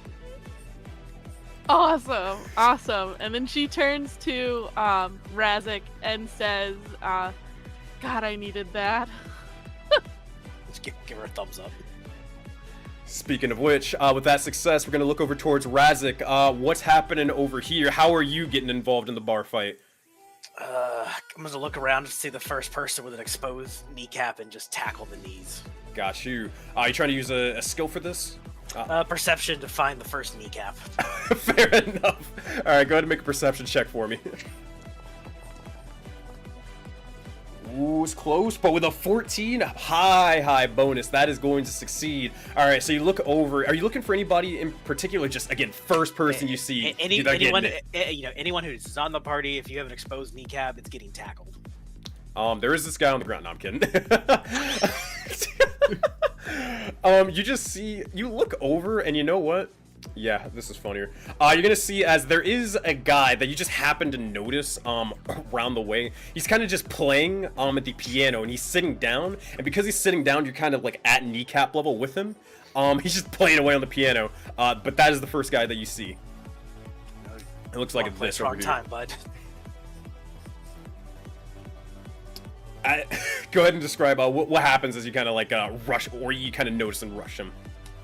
Just rush. You say he's playing the piano, right? So pretty much tackle him in the knee, and you just hear his fingers just probably slide across all the piano keys as he. You kind of hear as he does the Wilhelm scream as soon as this happens and more. Oh man! But as that guy goes careening and he gets tackled by a goblin, we look over towards the next individual. That's going to be Valor. What skill are you using to interact with this bar fight here? Immediately as I see Razik go and tackle that guy's kneecaps, I'm coming from the other direction, and I'm doing a flying knee into his head. Oh my god! Jesus Christ! Oh, you said, what skill? Performance. Performance? Wait, so you're trying to wait, hold on. I'm gonna strike a pose as I flying knee this man into the floor. I see! Alright, go ahead and make a performance check. Let's see how majestic this flying knee is. Oh my god. Pretty good. Hey Trick, you ever played Street Fighter? A little bit. Fuck, I can't remember his name. Big bald guy. He's lanky as shit, but he's swole as fuck. He has one eye. I can't think of his name, but as you fucking hit this random dude with the tiger knee, just again. Oh, are you talking about Sagat? Yes, there we go, Sagat. Yeah. As you hit him with the Sagat tiger knee, immediately this guy is just wailing in pain as you and Razik, just like the good old days, just bully some random dude. Oh man. We give each other a nod and run off in opposite directions. You will see as a couple of people will give you golf claps, Val, because it was a performance check. More so Auntie Jewel. And then immediately Auntie Jewel's gonna just go clock somebody else across the head. That said, going from Valor and Razik, we're gonna go over towards Sylvia. How are you getting involved in this display? Sylvia sits down at the bar, orders herself some wine, and just sits down, looks at the fight, and uses her enormous amount of charm person effects to just sow more chaos. I have an idea how this could work. What skill would you be trying to use? Are you trying to use a spell instead? Persuasion. I mean, persuasion or a spell, it's fine. I think persuasion. Okay. Okay, I think I have an idea for this. Go ahead and make a persuasion check for me. Ooh. Fucking It's hell. still 15. What the fuck is wrong? What is this? Alright, a plus 11, 15. That will still succeed. Sylvia, do you want to describe what happens or you want me to? You seem to have a plan. Okay, alright. So as you're kind of like just talking, you kind of order a glass of wine, you're having a great time. You know, Auntie Jewel just suplexes somebody behind the bar stool. It's a great day. Just look over and some random bozo just walks over and just ready to just try to clock you in the face. She seems to be an elven woman like yourself. And just as she's getting ready to do so, you charm person her and she'll be like, oh, my apologies. Actually, can I get you some more wine? Here. I insist. Please, I insist. Can I? What? Oh, thank you. She's gonna pour you, pour you a nice glass of wine, and then till about the bottle is pretty much empty. Then she's gonna take the bottle, smash it across the table, and just immediately start getting ready to stab somebody across the way. It's very violent, but hey, man. Perfect. Oh, goodness.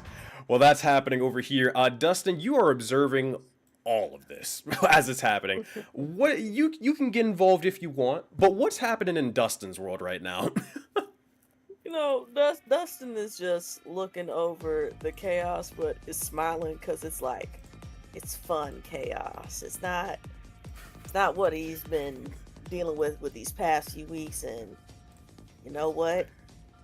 He feels his paws itching a little bit.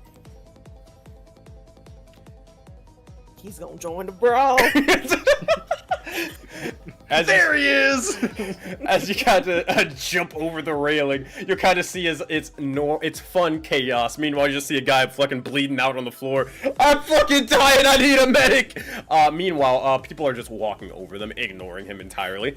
But what is Dustin doing anyways, as you do? So Dustin is going to enter this Batman style. As he jumps from the railing, it's gonna kind of sneak and just do an eagle kick straight to the unsuspected bystander. Are you talking about the one where he fucking glides in? And then just... Oh my god. You know, do you have a cloak too to go with this? I have a billowing trench coat. We need a cloak of billowing for this. But go ahead, Dustin. What skill would you like to use? I'm thinking acrobatics, but what are you thinking? I was thinking more stealth. Stealth? Okay, Because yeah. he's that's doing fine. this out of nowhere. That's fair. Go ahead and make a stealth check, Batman. You got it. 13? It's not bad. It's not bad. But you do take it's not pretty. You don't stick the landing, but you do at the very least look over. Well, you do see as someone is on the ground. They're kind of in the middle of the battlefield, if you will, and you hear somebody say, "Watch out! It's the friggin' bat!" No, I'm just kidding. But I'm kidding. It's the bat. But Dustin, as you come in and eagle kick some random dude, we're gonna say it's you know what? Let's make it funny. We're gonna actually say it's Kaizen that you eagle kick from out of nowhere. Describe what happens afterwards. You know, it's been a minute. Justin's still adjusting to getting back into action after being knocked out. So while the kick might have landed, they both take a little bit of a stumble into a table. Dustin is just kind of catching on. It's like, oh, my bad, you good? Yeah, you'll be alright. And then just kind of pushes himself up and they're like, alright, who's next? Come on. They kind of like are knocked unconscious for like a half a second. Then they're going to pull themselves back up, spit out a tooth, look towards their sword, realize it's not that kind of party, and they're gonna put up their dukes like they're gonna like reload their arms like Henry Cavill and start walking towards you, Dustin. While that's happening, Yisk, you see as Dustin's getting ready to get attacked by Kaizen. What are you doing? How are you getting involved? That's my Batman that you fuck with. And this is just gonna rage and just tackle him from the side. No one fucks with him. Oh man. What check are you trying to use? Athletics to tackle? Yes. You got it. All right. We're actually gonna make this a contested check in this case because you wanted the ones with him. So go ahead and make a. Actually, here before you do that, hold up. Let me help you out. All right. Here's what you have to beat. We're gonna do a little mini clash. Best 2 out of 3, if you will.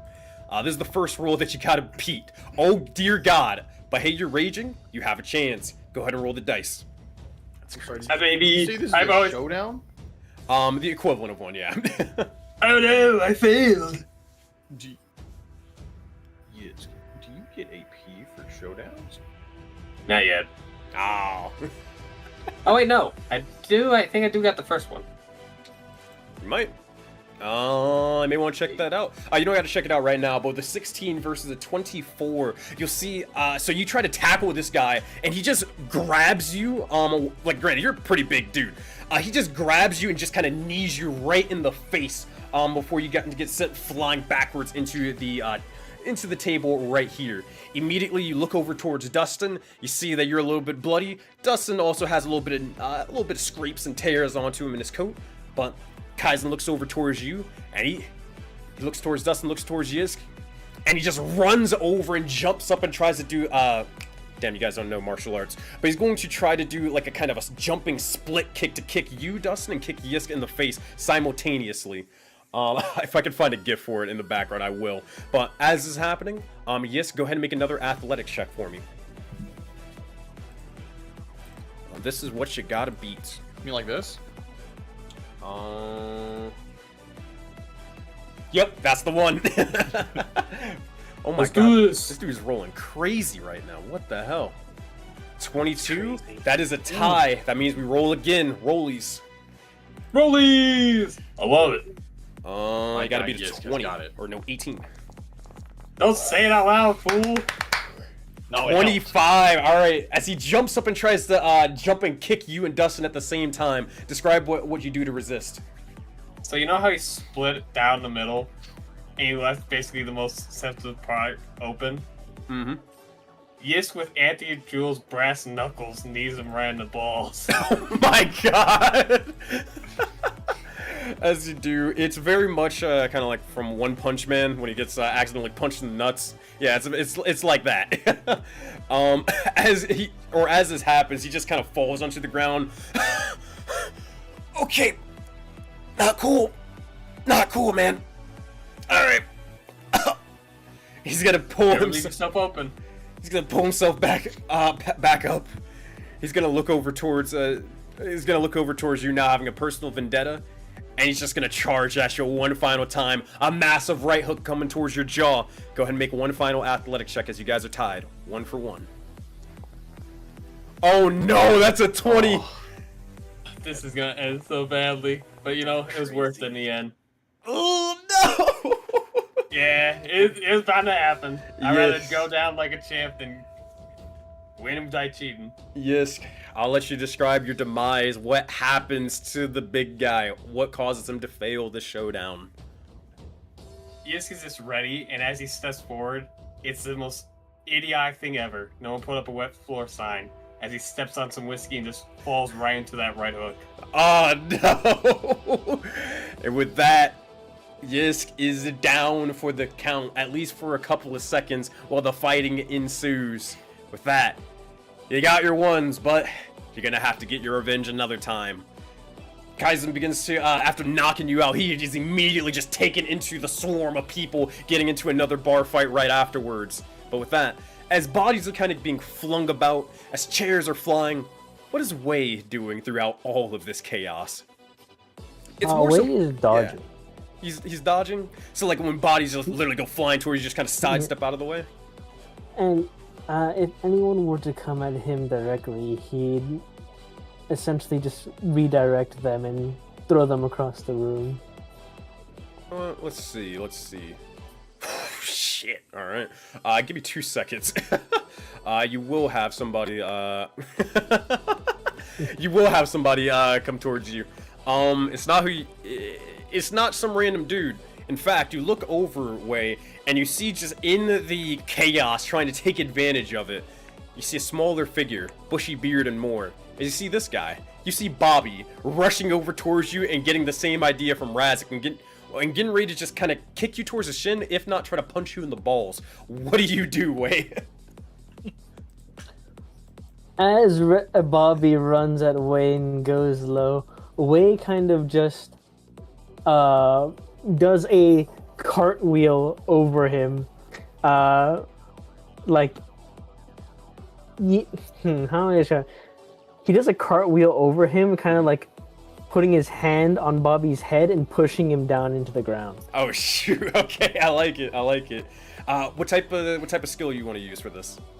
Acrobatics. For sure. Go ahead and make an acrobatics check. Whew. Not bad at all. With that 24, you do the cartwheel and just kind of plant his face into the ground. He goes into the floorboards, and as this happens, you'll see as a bit of beer and just different angles just kind of go flying from Bobby's different side, just kind of his hand that he also was just carrying. With that, he is down for the count, and many others are as well. Go ahead. And then after doing the cartwheel, he just kind of stands on 2 feet on top of Bobby's body, kind of brushes himself off before holding his hands behind his back and continuing to walk out of the bar. And as you do, you'll see as this bar fight continues on for like roughly the next 2-ish minutes until, let's see, until there's really only a few of you remaining. Here's what we're gonna do. Everybody but Yisk in this case, I need you to roll d20s. We're gonna see who is the last sole survivor from this bar fight.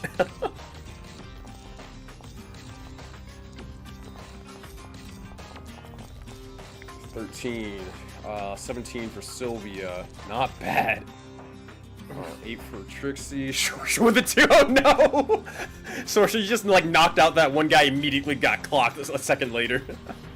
Oh man. That sounds about right. Sylvia, oh my goodness. Alright, yeah, I guess it's you, dog. Oh wait, go ahead and make your d20 roll as well. You're kind of like leaving the bar though. Just straight d20? Yeah, just straight d20. Oh, you're... He just leaves. You know what? I think that's what it is. I think Wei just leaves. It's like someone tries to rush over towards me, he just walks out the door. But with that, Sylvia, as you stand in the wake of all of your enemies, friends, I don't know, you do notice as you have pretty much like a little mini army of charmed individuals who are just kind of doing your bidding at the moment, trying to make sure, you know, your wine is full, no one's coming to hurt you. Anybody who does come to hurt you, they get stabbed with a bottle, you know. But Sylvia is kind of here. Is there any final things that she says or does? I am going to miss this. So much better than the fucking boat. Easy enough. With that, for the sake of brevity, you guys eventually will clean yourselves up, and you guys will kind of patch any differing wounds or nicks and more. Eventually, you guys get, either if you want, grab a couple of drinks, grab a bit of food, whatever. You guys are taken care of by Auntie Jewel. All the destruction, though, is taken care of by the massive kind of flaming apes, the elemental spirits, or elemental spirits that are kind of just walking around repairing the whole joint. But eventually, unless there's anything else you guys want to do here, you guys will head over towards the caravan. Is there anything that you did want to do, or no, not necessarily? I want to save the man that Radzik and I tag team from brain damage. Let the two healers heal. Got you. Fair enough. There's someone that got stabbed by a bottle, and I want them to not die. Fair enough. Yeah. All right. Cool. Spare the dyings for everyone. Got you. All right.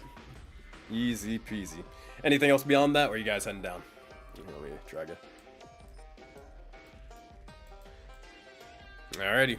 So, eventually you guys will start heading down. Auntie Jewel will say, by the way, I'll be down there at some point in a couple of hours to see y'all off.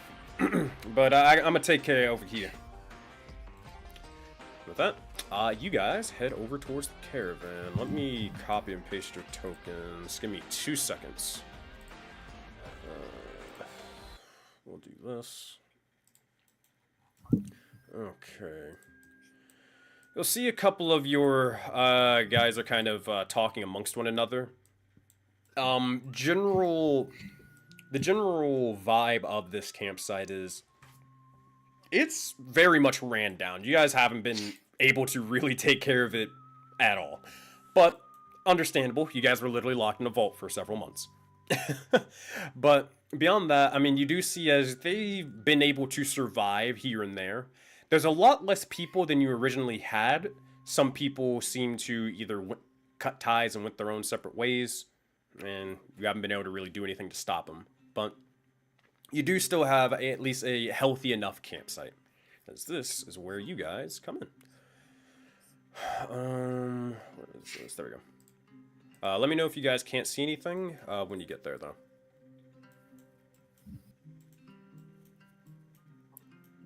Can't see. I cannot see. I can see. Me neither.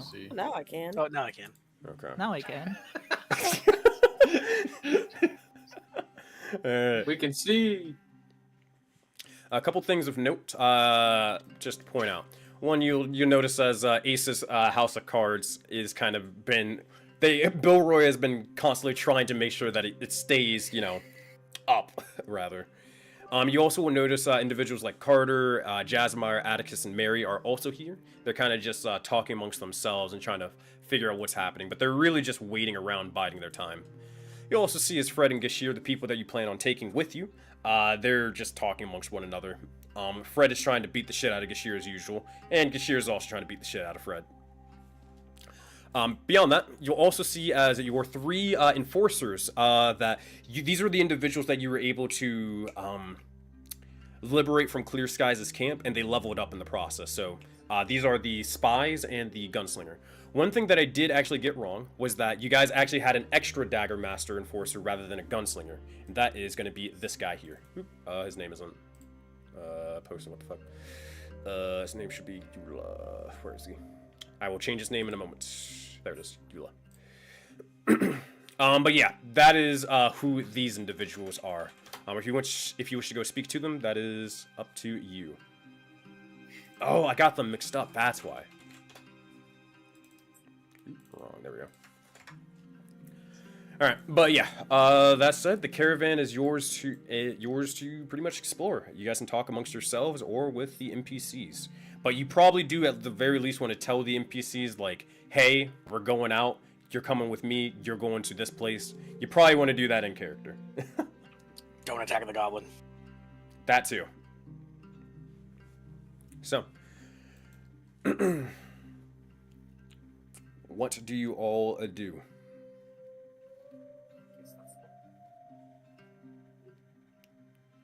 Right. Well, Dustin is gonna kind of walk up to Valor and it's like, listen, y'all have done a lot of recruitment stuff and you are the face, right? So I'm gonna let you deal with telling the people what the plans are and moving as needed. I'm gonna go talk to Bill Roy about getting all this stuff ship shape so we can actually get on out of here and do what needs to be done. All right. I'll take care of it. Oh, wait. Fuck. If that's a dagger master, then we're gonna have to send someone. No, it just Crap, means what? that you guys have a better chance of actually getting the job done. That's all. Yeah, you guys are getting ready to send a gunslinger, like a little country boy, to the bayou in Trosane, and Well, we'll send the dagger master to Bayou now, so. you're not changing it. It's just like you have a higher chance of actually succeeding, rather. That's all. Yeah. Yeah, we just have to figure out which of these gunslingers is actually the dagger master. Oh, I already told you. It's this guy. I know. I'm saying like on the. Oh, this one. This is the gunslinger. Yeah. No, I'm saying. I mean, Wait, what? on that chart, we had 2 gunslingers. One was going to Zanaya, one was going to Trosane. Oh, And I we had got the it. dagger All master going to Nexus. We have to figure out which one's going to if the I dagger master going to Zanaya or Trosane. yeah, I got The dagger it. master's going to kinda, Trosane. I just kind of helped you out. I just made it simpler. It's just they're going to where is it? Trosane. Yeah. Because we're just having the gunslinger just go to Zanaya so we can get the information when we get there and be like, what's happening? He'd be like, oh, all this stuff that's pretty common knowledge, but now you got it. It's like, thanks. Yeah. Cut That's that. Now we know. all right. Cool. Knowledge. But all right. So that said, as Dustin kind of laid out the plan, is anybody going with Valor to talk to the people?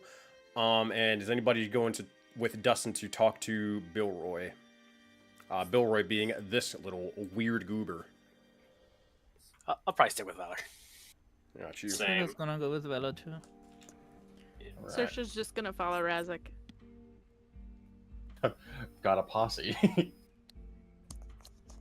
Bosses are showing up. Or look your best. Way would kind of go poke at the corals. You got.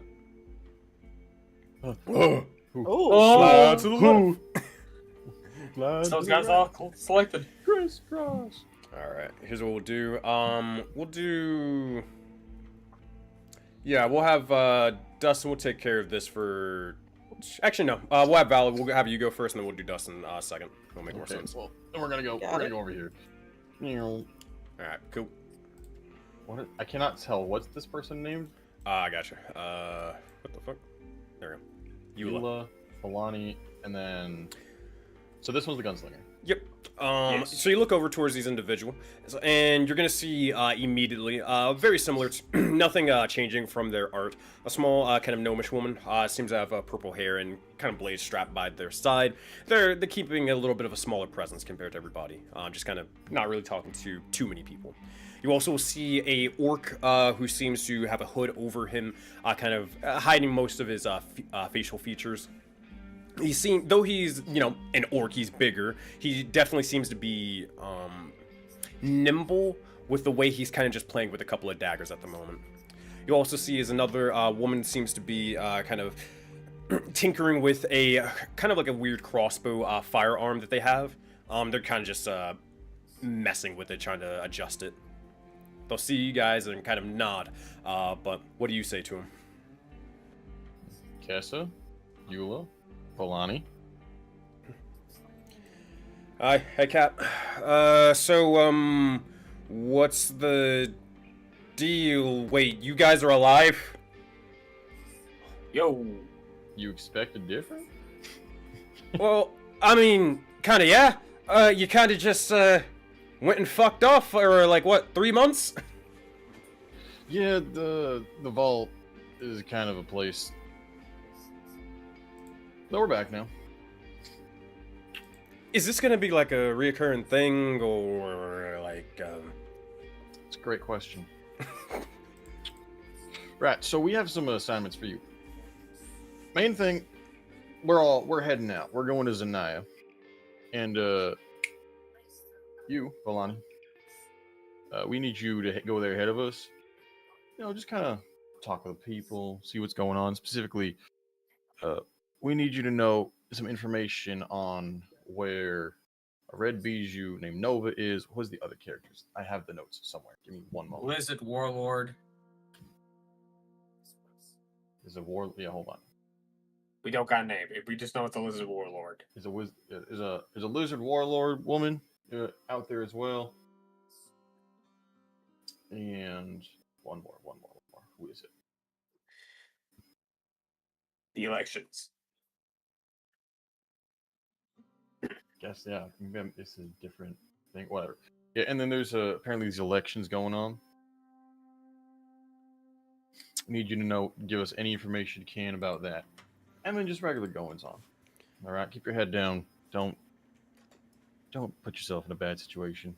All right, if we get there and you're dead, just don't. Right. As Valor says this, Way would just kind of poof up next to Sylvia in a puff of smoke. And catching the tail end of the conversation, would also ask, And also, if you could, any information on a village, a specific one, perhaps. and Way would kind of write the name of the village down on a ragged and worn piece of paper he's dragged out of who knows where, and kind of send it over on a breeze. Right. Okay. I think I can help out with some of this. Thing is you want me to try to do all these things and report back, or you want me to just We'll meet you there. Okay. Well, more so, let me put it to you this way. Do you want me to, as soon as I get information, just immediately like report back to you, or wait till I try to complete all these tasks and then report back? Out of game, let me explain this. Out of game, so you can front load like 4 tasks like that, but if for whatever reason something happens to them, then like they die or they get captured or whatever, you may not learn all the information. So it's typically best to just give them one specific task, roll, and then. Would I be able to mark them and send regular messages each session with them? Like using the messenger feature. Like the one for your skill thingy. Yeah. Probably not in this case, but I might look into it. I might give you that feature later on for sure. Probably once you awaken, I'll probably give you that feature where you can just start doing that with NPCs and stuff. Because it makes sense. Like, that's going to be your main role in the revolution anyways, right? Mm-hmm. So. I just realized something very important. You, gunslinger. If you find anything related to a lizard folk named Yisk, please send the information straight back immediately. I can, but again, that's going to be another thing. So I just need to know which if you want me to prioritize something or just try to figure out as much as I can and then report back. You should prioritize the elections, the current state of them. Yeah. Elections, then the Bijou woman, then the lizard folk woman, and they've got time. That village, that way said. We can also just go to the village when we get there. We could, but that takes time. Dog, we're trying to go to another continent to go wrestling an elemental creature. The one we just dealt with was already a pain in the ass to deal with as it is. Alright. We're gonna need to get a little bit stronger. Alright, so here's what we can do for this. We can actually handle this right now. Actually, don't want to wait. Give me 2 seconds to go in my mind palace. So weather, right? I'll wait. Yeah, I'll wait on it. Okay, cool. So that'll be their priority task. Gotcha. All right. They'll kind of finish writing a couple of things down, and if you don't have anything else for them, they're gonna go back to tinkering and preparing for the journey. Sweet. All right, Eula. You. Swaps. We need you to head to Trosane. You're gonna see as you begin to say that. Actually, before you even say that, just as you kind of even call him, he has this strange grin on his face. Valor, you met Rin before, right? My character. Yes. He kind of has a similar looking smile to him. It's a little less friendly. It's more of like a creepy looking face, rather. And that's like really the only thing you see. You don't really see his eyes or anything like that. You just see the smile from the hood. Is he a red orc? You look towards him a little bit, kind of underneath the hood, try to see some skin features. He is a red orc. Awesome, that's cool. Cool to know. Yeah. While you're down there in the swamps, we need you to just find out basic rumors and goings on. Tell us who's in charge. That's the main thing. Well, he actually might get more intel than what we want. So, if he can locate factions in Trosane and give us a location, that would be beneficial. All right. So who are the leading factions, or AKA who's in charge? Who's in charge? That's all he says. I like this guy.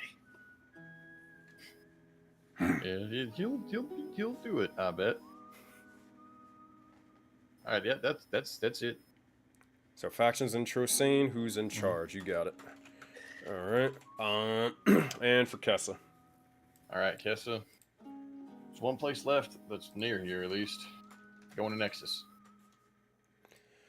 Specifically, he's gonna pull out, or I don't think he actually has. Or does Valley have one? Valley might have one. No, but the party definitely has one. Of the Ether crystals. Yeah. Yes, frozen one. Yeah. Right. He pulls out an Aether crystal. Just gonna study this. All right. Get some, figure out as much as you can about it, and then when you get to Nexus, ask around, figure out if there's a way to make them, where they come from, anything like that. We want to know all we can about these things called Aether crystals. All right. I'll try my best. This should be fun. Silver pipes in. And I would suggest that you visit a brothel. Do you have a name for the brothel that Silver walked in, or should I come up with it? I don't think we ever came up with it. No. Then let's call it Eileen's Embrace. Eileen's Embrace. Type it out to me, and I'm gonna add it to my notes and start talking with DMs. Tell them, Madame there, that Maria sent you, and she will provide you some accommodations for very cheap. Very trustworthy woman.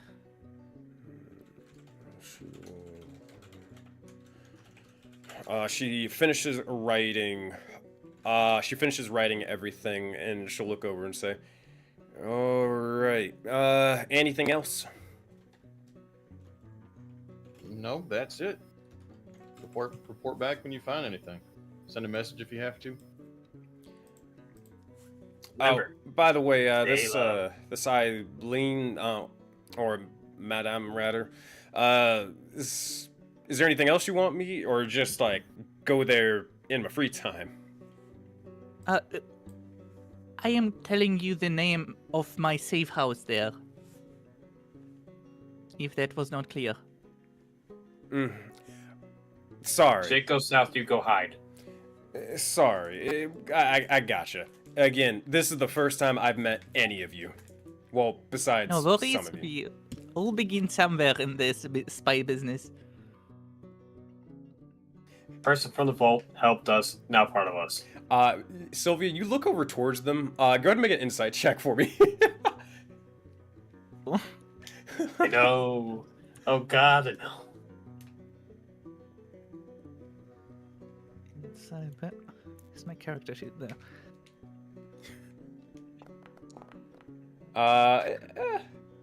Even with a 9, at first, I mean, she seems to know what she's doing. Yeah. But also at the same time, you're slowly beginning to realize that, oh wait, these are just some random gunslingers that you guys found in a cave. These are not trained assassins or anything like that at all. You're treating them like SEAL Team 6. They're just a bunch of like country bumpkins right now. Get there. They'll become our team 6. So even notes down in a notebook, just open a school. Yeah, they are not trained for this at all. They just stab people. They're level 1 rogues, really. Oh my god, really? I mean, Some yeah. Suicide Squad? You guys you guys fought them at like level 3. I thought we fought him at level 4. We didn't get to level 4 until we basically got to the vault. It's crazy. Oh my god! Yeah, you guys ditched these dudes. We got level 4 and immediately left. Oh my god, we're throwing babies at basically a blender. Yes, this is why you typically want to level up your enforcers and then send them out on missions. Oh my god. Well, it was nice knowing you. Don't die. Maybe they'll level up on the way there. Maybe they can do some stealthy shit, get some XP or some shit. But while you're kind of doing all that over here, you kind of give them all their tasks. Any final things for them or for the rest of the rest of your recruits? Nope. You know your missions. Rest up. Head out in the morning. Oh, actually, wait. Son of Let a- me get like 6 of these dudes. Yeah, sure. All right. 2 go grab medicine, 2 go grab food, and 2 grab okay. some water. We'll do the downtime stuff in a minute. We'll do that towards the end of the session. Okay, like sweet. I'm about to anything say, that you guys go wanna do. fetch. Yeah, we're gonna do that probably actually right after Dustin's thing. Gotcha. Sweet. All right. Speaking of which, if there's nothing else for you guys, we're gonna go over to Dustin. Dustin, you just will see as there is Bilroy. Now, for those who don't know what Bilroy is, you see a spherical-looking creature with 2 fins and a little hard hat. I mean, the art shows it all. But you're not entirely sure what the fuck they are. You're not really sure if they're a construct. Not really sure if they're a spirit. They just are a thing, an entity that is kind of floating around in your camp. And as they do, they're kind of barking out orders as the boss is back in, like the bosses are back in town. And then they'll look over towards you, Dustin, and say, what are you doing here? Recruit, get back to... Oh, hi, Dustin. Hey there, Bilroy. How you been? I've been good. Just dealing with these slackers over here. Get to work! He starts yelling at these 2 who are just playing rock, paper, scissors. Useless, the lot of them. Seems like they need a little bit of motivation to get things back in motion. And speaking of which, boy oh boy, Bilroy, do we have a bit of a task to get ready. Well, finally, give me something to do. I just been yelling at these guys to just, go around and just make sure they get food so they don't die. You guys are useless. I'm pretty sure if you didn't tell them to like tie their shoes, they'd probably forget. Yeah, that's gonna be a bit of a problem. We gonna have to work on the education system around here a little bit, but if they can follow the directions and hold a hammer, they can help, because it's time to get a building. Building. It's time. It's time. You're going to see as Bilroy, if he could smile, he would smile the biggest grin ever. He looks over, he adjusts his little hard hat, and he looks over towards you, pulls out a piece of, pulls out a pencil, or the equivalent of a pencil, like I guess a parchment and quill, and just looks over towards you. What'll it be, boss? What'll it be? Well now, Bilroy, we've got a little bit of a special here. You know that caravan idea I told you about a little while ago, having a mobile kind of campsite, right? But it's more advanced, kind of like a mobile town on wheels, essentially. Okay. Right. So, the caravan, right? Each one of these specialty little wagons, we're gonna turn these into little specialized areas for each one of us. Now, they need to be waterproofed, they need to be able to float on a river, and they need harnesses and kind of the little trailer latches, so that they can all connect to one another as we go across. That sound about fair? How are you gonna be pulling this over water? Like, are we gonna be staying here, or? Nah, see that's the fun part. So we met a new friend, right? You know the elementals that roam around here, right? Nope. I've only been in this campsite and only this campsite since I've been alive. Again.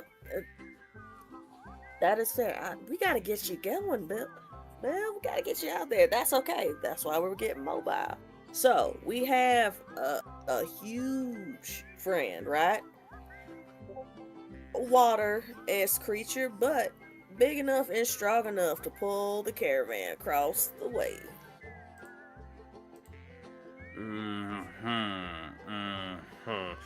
And can I see this creature just so I know what I'm working with?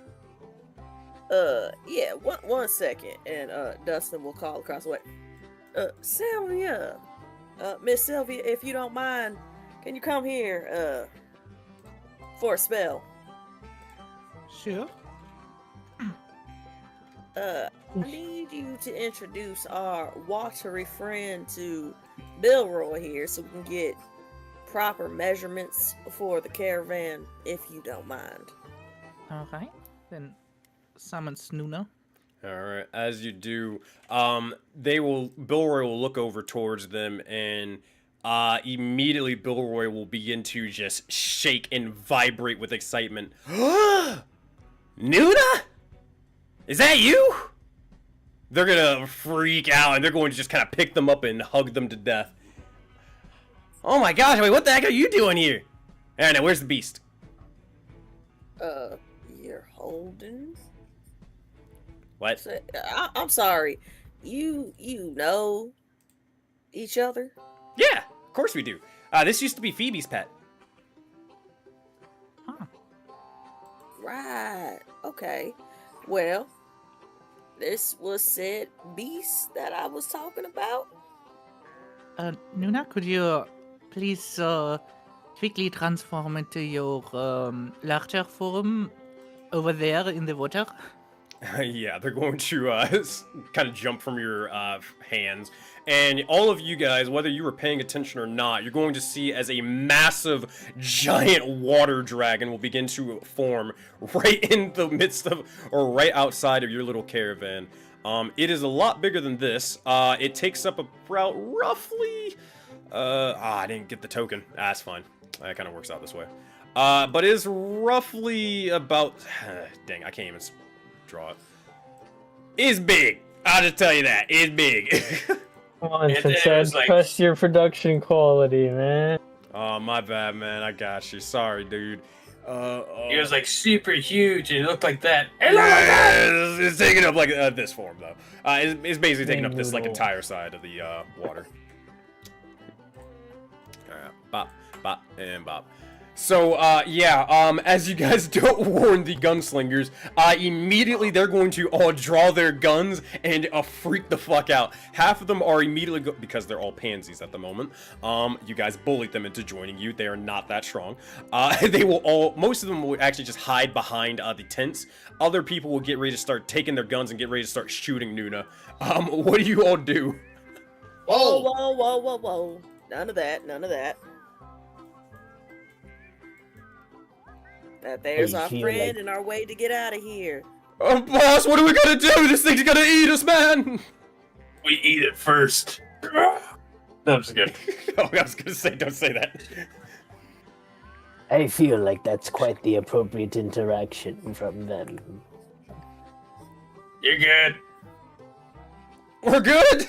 Make a persuasion. We're good. Make a persuasion Just let check. him Yes. Why I gotta do it? Have Ella do it. You said it. Fuck. Persuasion. You know, Way is gonna put disadvantage on that actually. You don't need What do it. you mean? He doesn't need to. That one. It was mid-roll when I think. Wait, what do you do to make it disadvantage? Well, not make it disadvantage, but what do you do to cause Yis to roll a one? Way just goes, Oh no, it's going to eat us whole. What? in as deadpan and a monotone voice as he can, with a massive smile creeping on his face. You are not helping. You're gonna see this guy's gonna take a shot. He's gonna start aiming his sights over towards Duda. Fuck you. Hey! He freezes, drops his gun. The gun just fires off into the fucking water. Calm down. This is our new friend.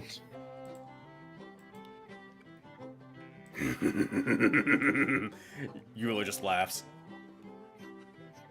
Man, I like this guy. You look at it. Can we get all of the, babies all in one area, particularly all the way to fuck over here? Don't tell me twice. He fucking sprints. That goes for the rest of you. Get on over there. Gashir Anyone who pissed their pants, go sit over here. will look Gashir, over and that say, does not mean- "Do not worry, do not fear. Gashir is here, the noxious blade, the dragon slayer, the leviathan tamer. Hi." Ooh, we have new friends. As you guys will look over and just see a Mike and a little chubby little Mike and just walk over. Is he obviously injured? Yes. Gashir, get over here.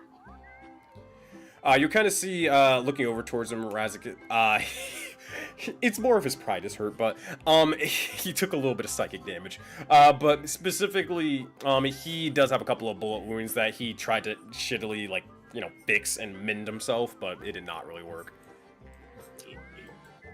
He'll kind of walk over. You want to heal, little buddy? Wait, how tall is he? We're both short. Yeah. He's bigger than you because he is medium size. He's just stubby for medium. He's like roughly 4 foot, 4'5", 4'6". Damn, he's got a foot on me. He's like the size of a crouch dwarf. down next to Razik and say, "Yeah, he doesn't have a very big bound. He's not very happy about it. Don't mention it." And that's it. You listen and say, "Hey, you look like a dangerous guy. You want some healing so you can be more dangerous?" Should have said that. Wait, hearing Valor whisper that to Razik is just going to turn around. His aggro now procced on Gashir and just kind of do as he usually does and palm Gashir's cap and pull him up and go, My. If it isn't our silver bounty. Get off of me! Put me down! Wait, I will throw you into the water. That's crazy. But yes, I'm glad that someone here acknowledges my strength, my enormous muscles. Look at them. I've been training. Have you? It's very big. Do Myconids have muscles? No, they do not. That's why I wonder that out loud in character. They have fibers. They're mushrooms. But yes, I'd really appreciate healing. I'm dying. Please help. Wait, we'll just claw machine drop him in front of Razik.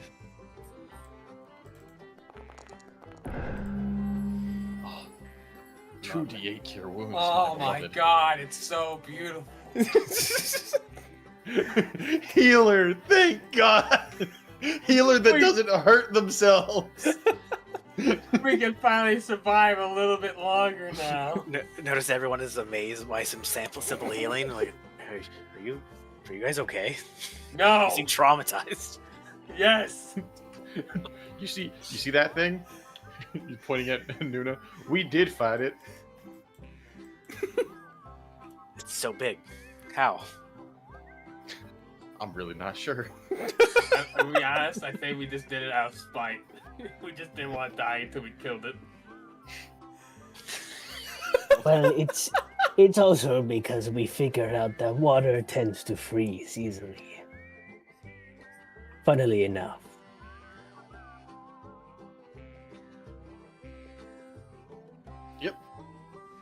Yep. But while that's kind of happening over there, Bilroy will look over towards Dustin and Sylvia and say, "Right.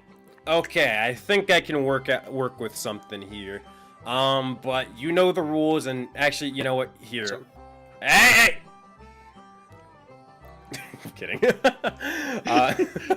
Bill Roy will look over towards you two and say, "All right, so just to kind of give you guys a little reminder, out of game, I'll explain this. All right, hey everybody, Sensei Suplex here. Remember, because we're using the 2024 rules, you guys can use the Bastion system.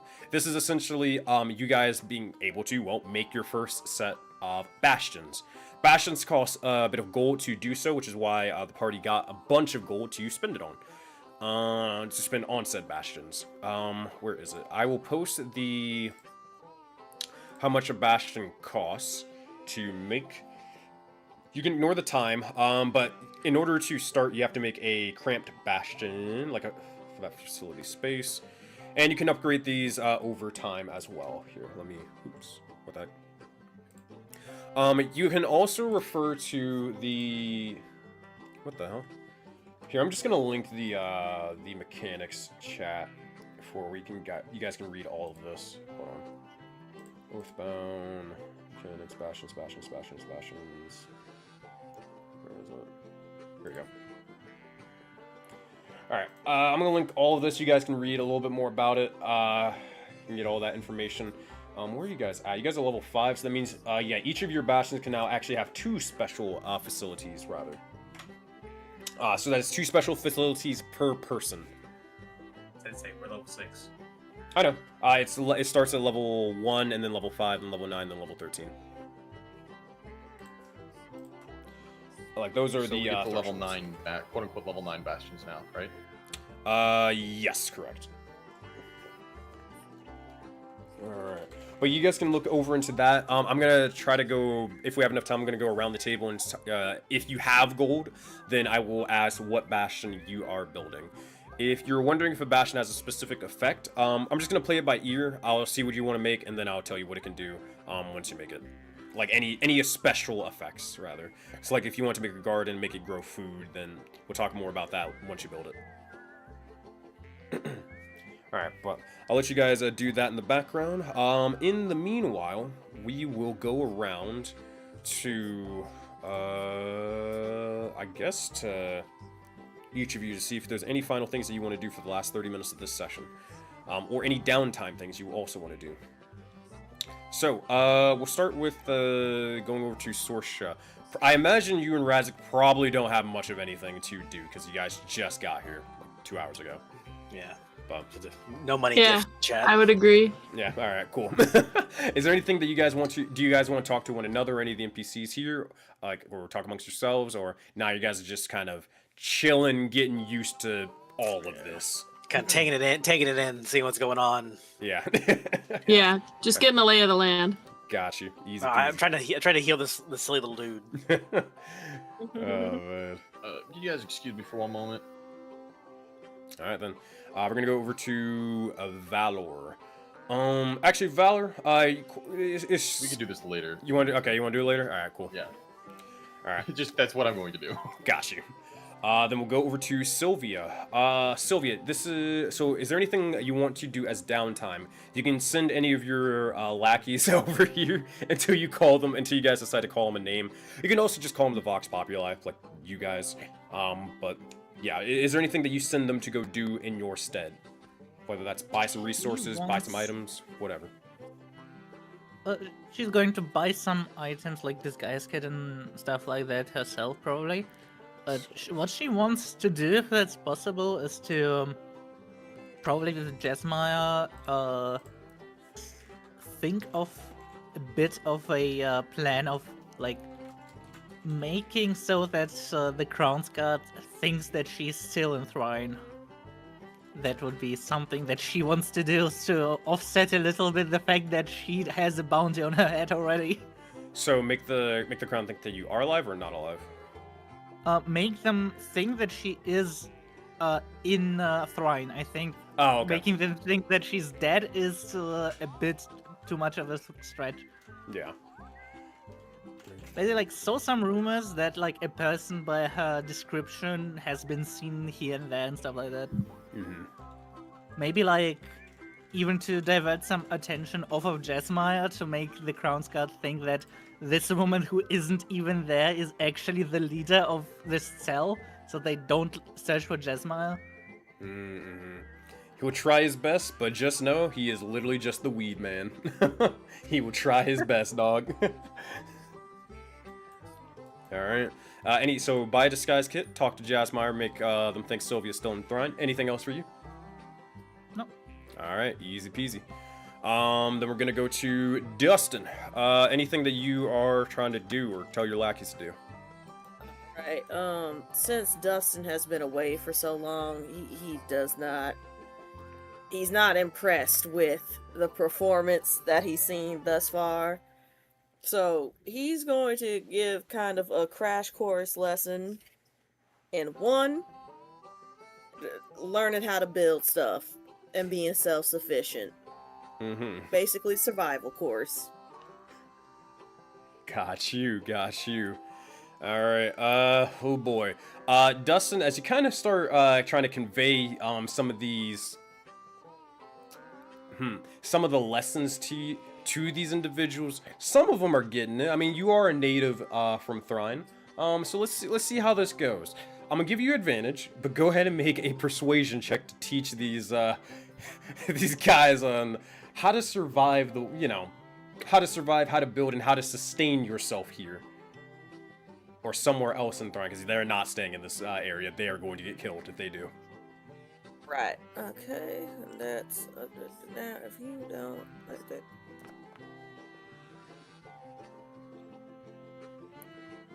That's not bad. That's not bad at all. So what do you say to all of them? Anything in particular?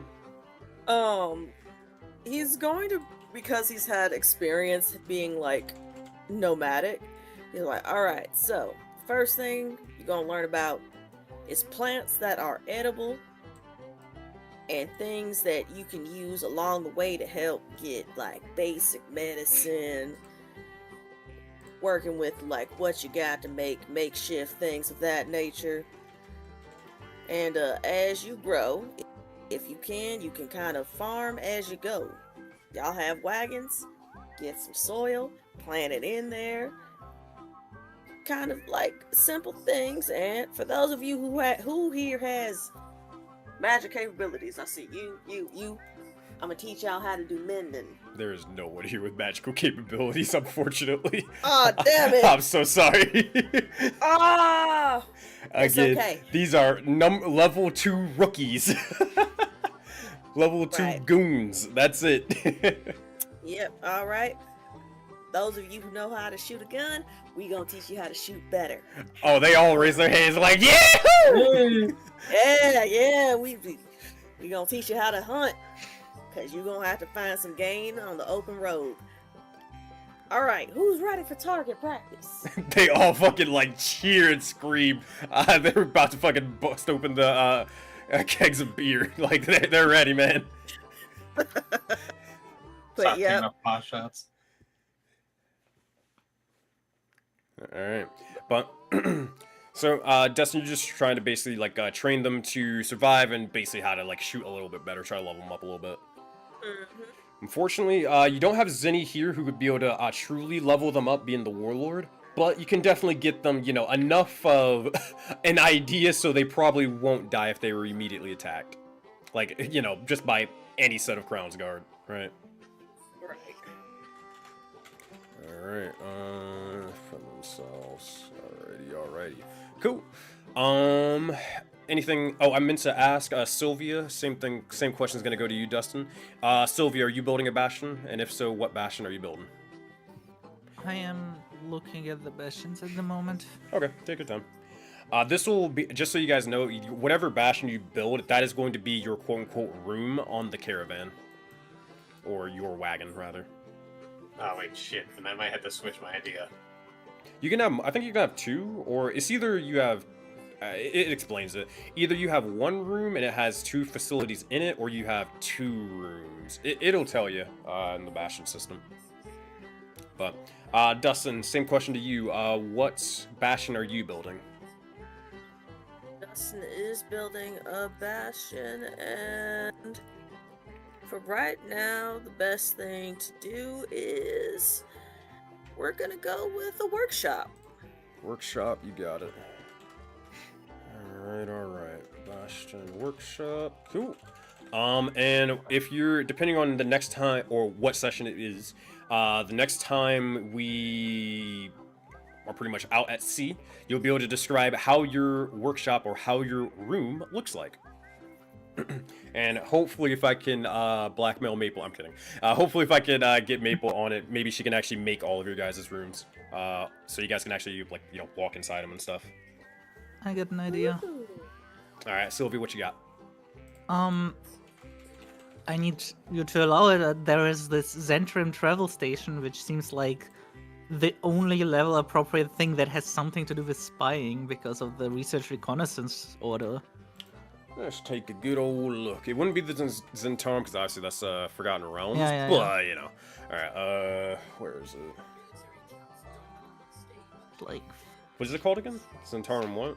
Zentrum travel station, level 5 Bastion facility. Oh, I see. So those are the Heroes of Faerun specific facilities. Those aren't like those aren't the basic ones. Here, let me. I'll probably not, but I'll at least look at it. You know, I'll look. Okay. Where is it? Travel station. Can you tell me what it does? There we go. Blah blah blah. Okay, that's not crazy.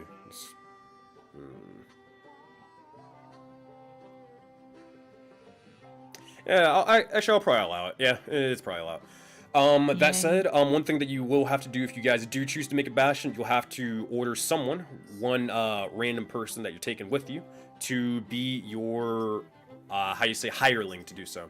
You guys have a couple of hirelings. Obviously, anybody here can work out. You can also make any of the NPCs, like let's say Gashir or Fred can be a hireling that you guys can instill into it.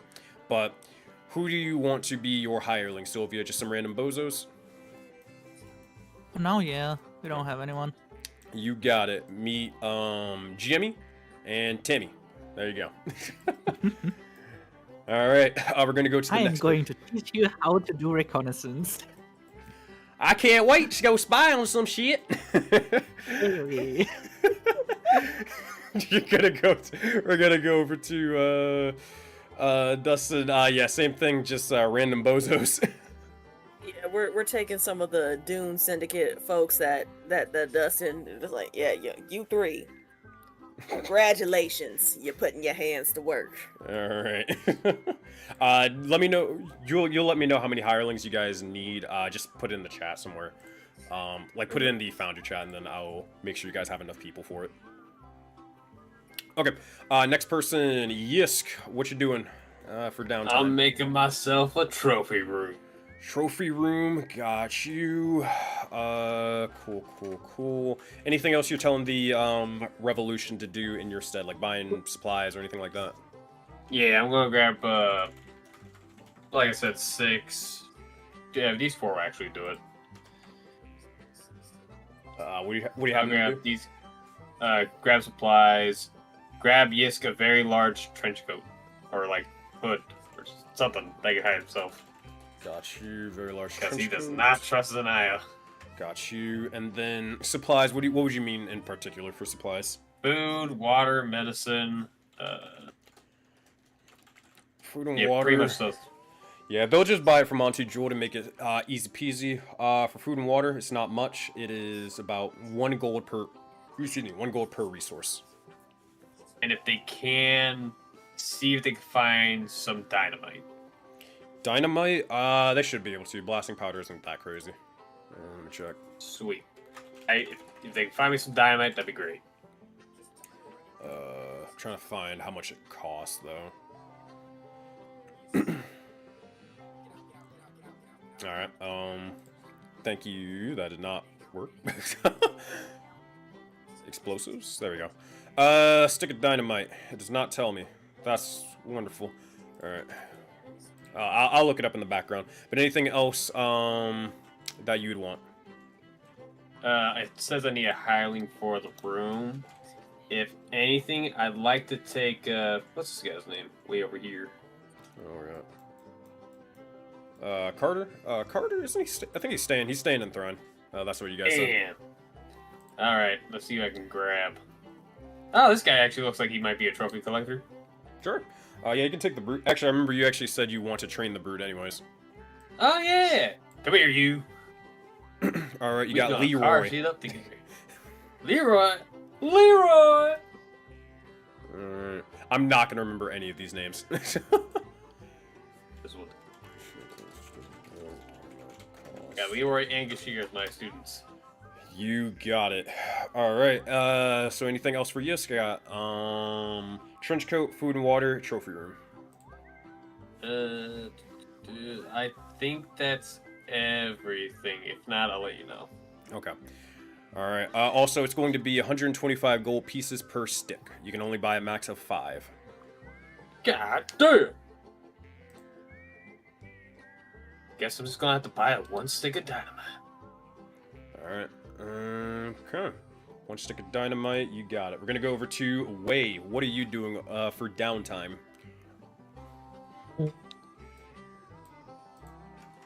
What? Can I actually train a proficiency? Yeah, you can start that process. What are you trying to train?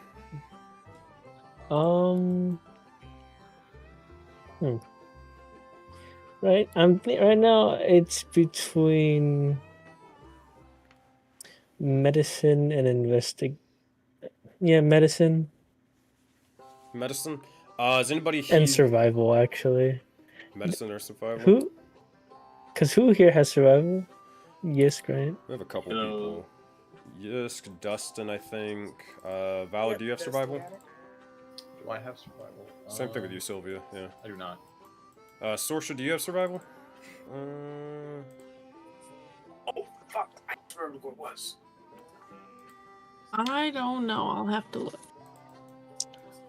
I don't have survival, but I have, a lot of wisdom. Yeah. You're gonna need to have proficiency because Wait, what you can do is you can just get with another character who already has proficiency, and they can try to teach you what they know. Hey, Sensei, how much do these bastions cost?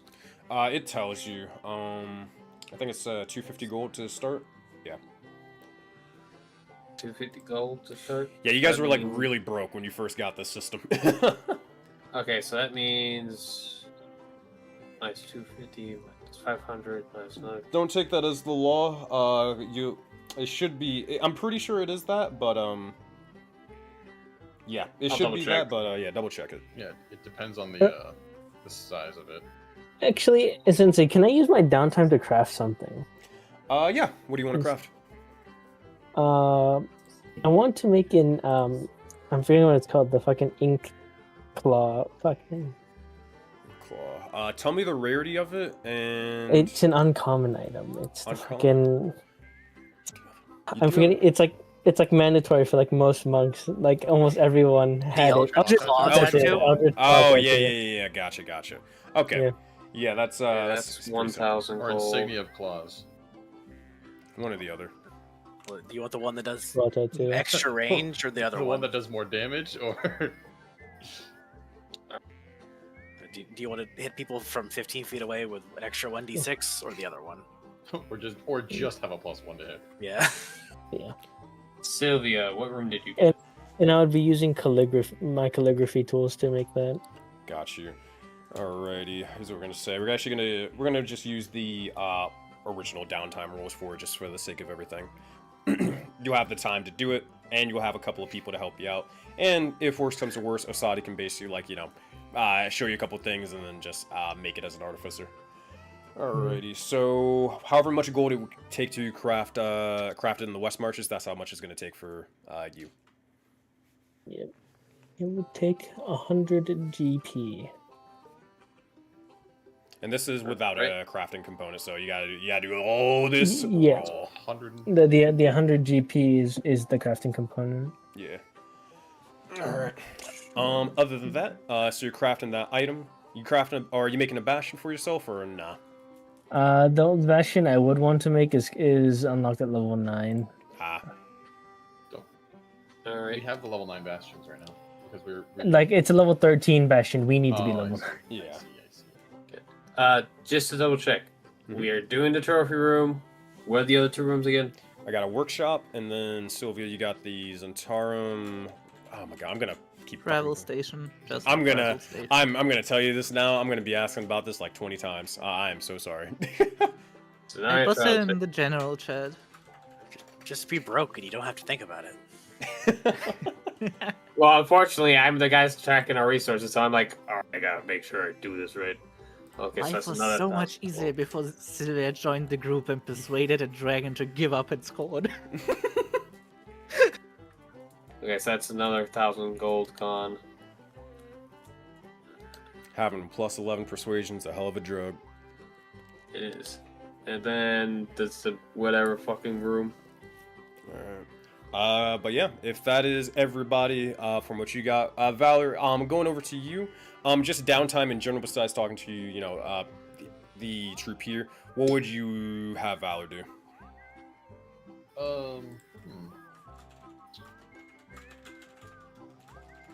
He's probably just gonna go around the camp and get to know everyone and kind of be like encouraging and just trying to raise everyone's spirits.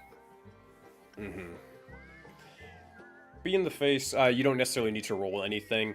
You'll see as you just kind of get to know everybody, and now that everybody's kind of working towards something, building bastions, going out and, getting ready to survive and stuff, everybody feels as if they have a purpose now. And just you getting to know them, making sure that, hey, you're not just coming here, putting into work, and then just leaving. They feel a lot better, and you can actually see his spirits are beginning to raise a little bit. Hey, Sensei. Oh my god! Yes, spirits are raised very high. No! Nice. To make the fucking travel room I can use these vest! That's 3,000 gold! Would I be able to use my downtime since I have nothing It's better to do useful. to heal Helpless people forage. in the camp? Yeah, easily enough. There's a couple people who are kind of banged up. They just don't really know how to take care of themselves yet until Dustin gets to them. So yeah, you can just kind of, patch them up, heal them a little bit. You're going to get a long rest after this session, so you're fine. I have no money. I'm gonna walk around and just start No healing more people. money. Okay. And then for Bastion, I would like a sanctuary. Sanctuary, you got it. Alright, Sanctuary. Let's check the Sanctuary. Make sure everybody... You get 1 free casting of Healing Word every time I take a long rest. Alright. Sanctuary? You said Sanctuary? Sanctuary, not a sanctum, a sanctuary. Sanctuary. Alright, let's see. Sanctuary.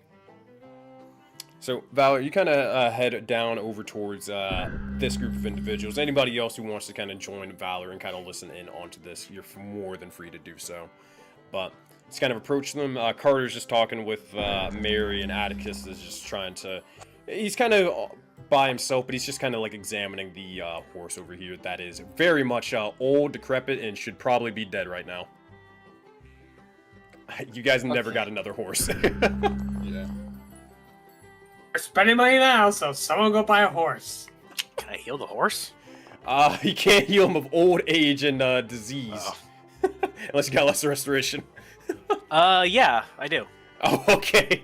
You can cure. You can make him like have a happier rest of his life, but yeah, Alright. you'll make him where he probably won't collapse as soon as he starts pulling stuff. Yeah. There we go. This, Okay, horse, but this horse will not see the end of the revolution. give him a lesser restoration, and heroism for a minute, and wish him the best of luck. You got it. This horse's name is Toby. 34. Oh my god, 34 square spaces! Well, that's 4 ones. This guy doesn't want to be healed. Holy shit. Man. Alright. But Val, as you kind of approach, you see his rasks just kind of doing their thing. What do you say? Hey, Carter, put my hand on his shoulder. Hey, Jasmire. Oh, what's up, Valor? Hey, we had a talk, and we need you to do something. We need you to, if you're up for it, kind of be the leader around here while we're out in Zanaya. What? Wait, come again? Yeah, can you look after everyone and kind of make sure they do their. Everyone does their part. Jasmine looks over. You want me to look over all of them? Yeah. Kind of looks around. Looks over towards Fred. Looks over towards Gashir. Looks over towards Mary. Oh, I'm really the only one who could probably do this, aren't I? Yeah. Yeah, alright, fair enough. I can still, like, you know... I don't have to be, like, fully sober for, like, the job 24/7, right? Like, that's cool. No, actually, it's best if you make as much of that as possible. Oh. Because we're going to need a steady supply of medicine. Oh. I can do that. Yeah, I can do that. How'd you want... Wait, but if I'm gonna be here and you guys are gonna be going to Zanaya, like, how do you want me to get that to you? We'll figure out a way for you to get a care package. Actually, I have an idea. You, Isadora isn't here right now, but, if you could tell her this next time you see her. There's a spell, it's called, Animal Messenger. Yeah, we'll get that going. We'll get that going on. Alright. Just get a little bunny or get a little bird, just like, attach a little moon grass to it, and then we got an easy sort of guy. It'll work out. Yeah. He's gonna turn to Mrs. Ridge. You staying?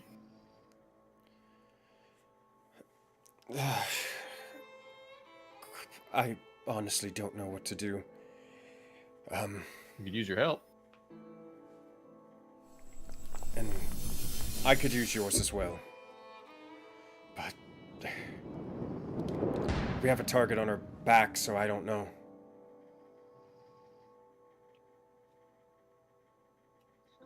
So you staying?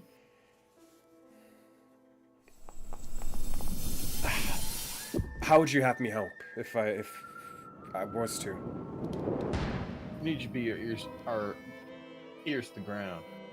There's a war brewing between the desert bosses and the Crown's guards acting up, trying to throw the power balance all out of whack. We need to know what happens when that power balance shifts, so we can come back and set it right.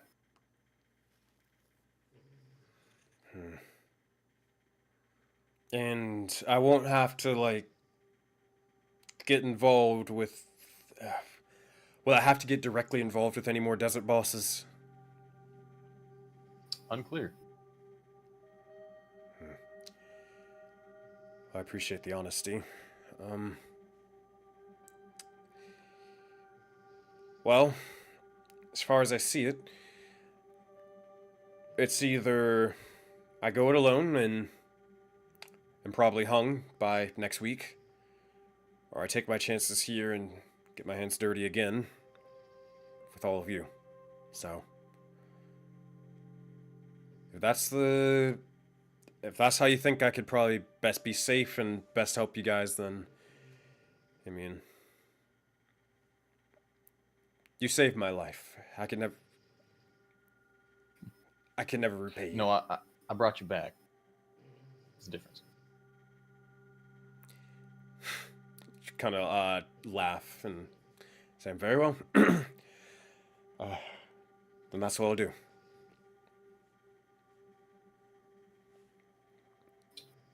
Kind of look across at this fucked up mirror of himself. You want to make it right? You gonna tell me what's going on? I asked the question first.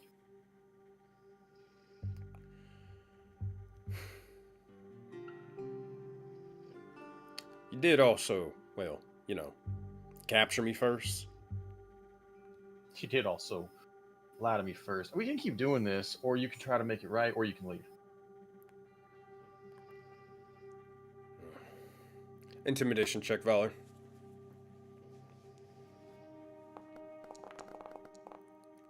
I have inspiration.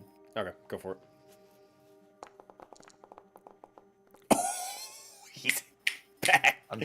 I'm taking those points, baby. God damn! With the nat 20, you'll gain some awakening points. Atticus he'll look over and he'll budge. We'll say, what exactly did you even have in mind? It's not like I you see don't this have man any... right here? He's gonna put his hand on Jasmire's shoulder.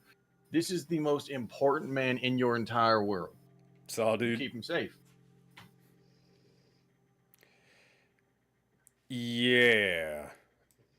We keep him safe. Mm-hmm. Right. So you Oh, want me here. Yeah. I also want you to organize some of these folks out here. I kind of promised. You see that blue skin woman over there? I kind of promised her we'd help her find some refugees that she was leading out of Antosti. They got captured at somewhere around. Where was it exactly? Was there a location, or was it just kind of a general? It was kind of general area, really. Yeah, kind of around this general area. And I kind of promised her we'd send some of our resources to go find them. So you're in charge of that too. Mm-hmm. And if I refuse, or better yet, if I'm shot dead, because I'm not necessarily entirely a free man, Garthon's crew's not going to disappear, you know. I did send him to the casino. That is not a good place to be. Fair, but they're not pushovers, that's for sure. No. You asked if you refuse or if you're shot dead. My advice is don't. It's not really an option, is it?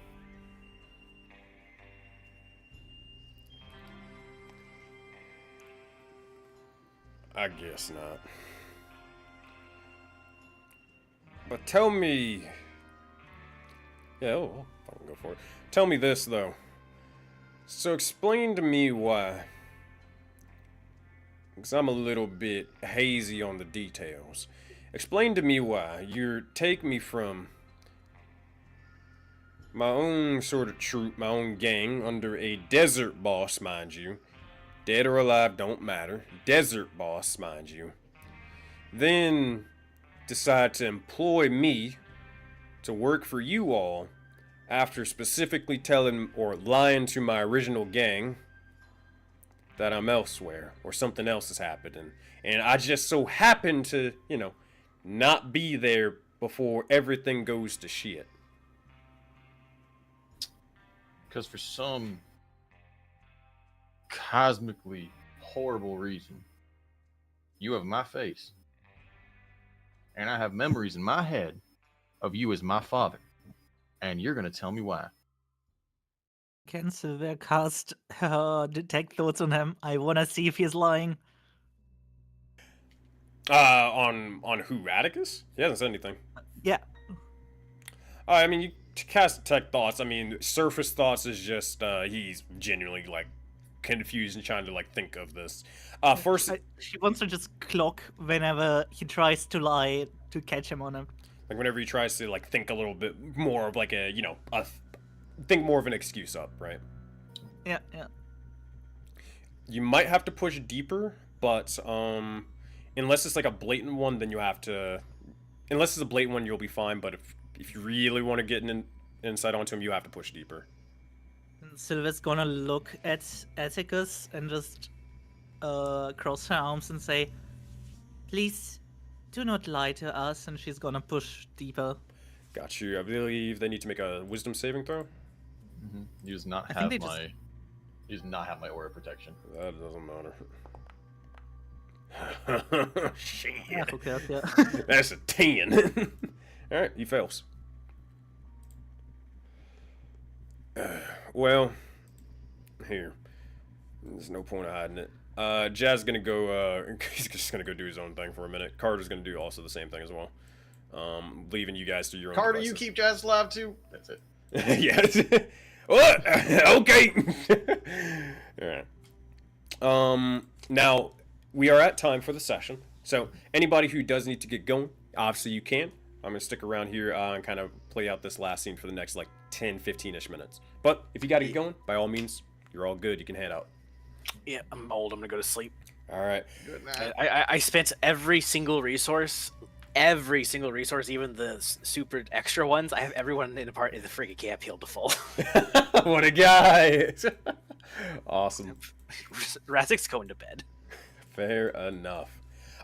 So for you, Trixie, same thing with you, Horse. I posted a bunch of the quests that are for Oathbound for next week. There's one on Tuesdays, there's one on Wednesday, there's also one on Thursday. Same thing to you, Horse. Just sign up for whichever ones you want to go to that you can play in. You should be able to sign up for any of them canonically and be fine. Yeah. Yes, sir. Just be mindful. Maybe don't sign up for like all three.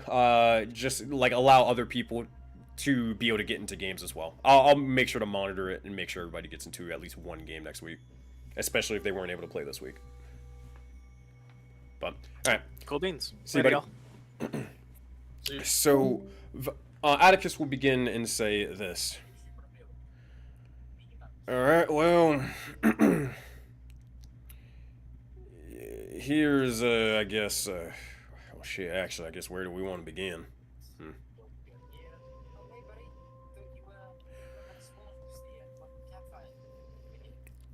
Well, first off, well, tell that one to, stop mumbling to themselves as they look over towards Dustin. Your mic is going off, Necro. Oh, shit. You're good. No, you're good.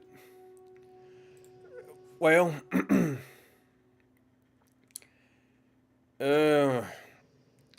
here's what it is. Atticus Ridge, the true Atticus Ridge, your actual father. It ain't me, as you can probably guess. And two, he has unfortunately met his demise. That is actually true. I'll put this bluntly. I'm not going to sugarcoat things or give you too many of the boring details, but me and your mother, using air quotes, we are, how you say, crown plants, whatever you want to call it. We're people, just everyday goers and stuff, forced into a role by a man named Sylvius Grimshaw, one of the crown's figures. He's one of the higher-ups in the crown's guard, if you will. Now, we only know so much. We were only fed enough truth to be convincing to be your parents, but not enough to, well, actually be able to give you a lot of details on what they were planning for you. That said, anything that didn't make sense, they're going to start kind of tapping their head. Well, we just know they probably, they alluded to having the means to make you forget and remember what you need to remember.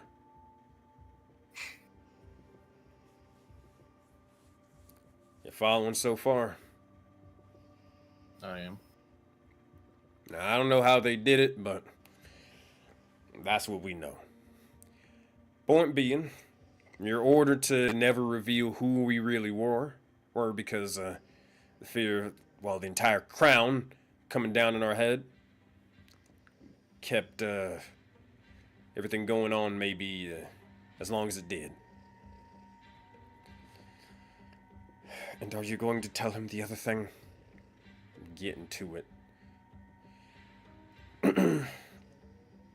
This lady over here, reason why, things were a little bit, I guess, tense between us is that we weren't necessarily really husband and wife beforehand.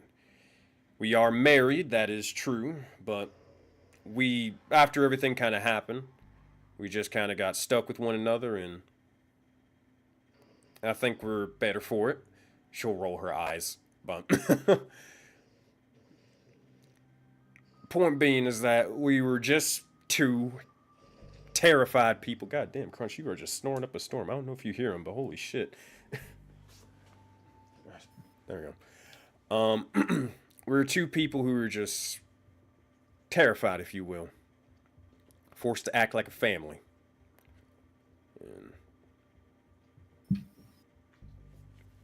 But I do still care for you, Mary. Mary looks towards Atticus, but doesn't really say too much. Just kind of looking towards him and then towards you, Valor.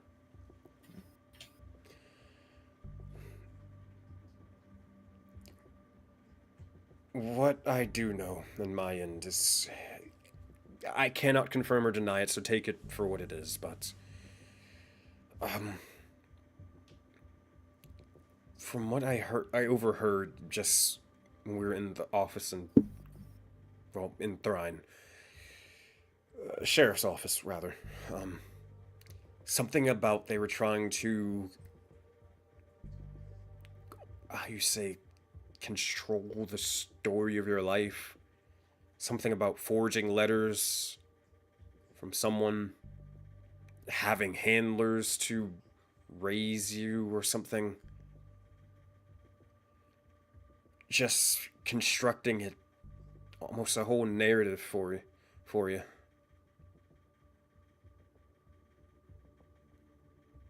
But I do have some good news, maybe.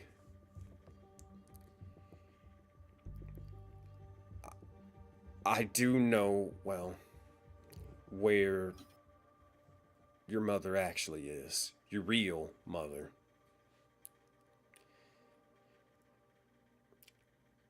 I got a bit curious. Don't be mad at me, Atticus, but about a year ago, I got a little bit curious, and I decided to contact just a mage. They cast a little sending spell for me, and they were able to give me a bit of information. Apparently, your mother is some sort of priestess, or I don't know exactly, but she's at a temple. She fled, apparently, over to Zanaya to seek absolution at a temple of Lumiere for some reason. I don't know why. I don't know how she got there without, with all the restrictions on travel, but that's where I know she is. She's somewhere in Zanaya. She was here in Thras at one point, or Thran at one point, but that's all.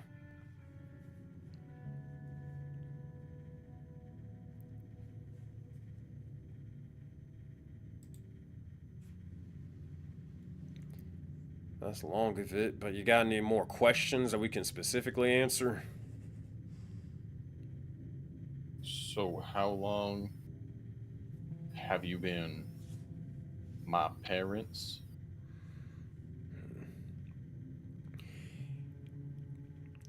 The details are a little bit unclear for us as well. They, how you say? They did do something. I have a theory. I'm not entirely sure. I can't prove it myself. I don't know. Mayor over here believes it, but I think they did something to us as well. As far as I'm aware, I've always been your father, but at least know that, I'm not actually your father.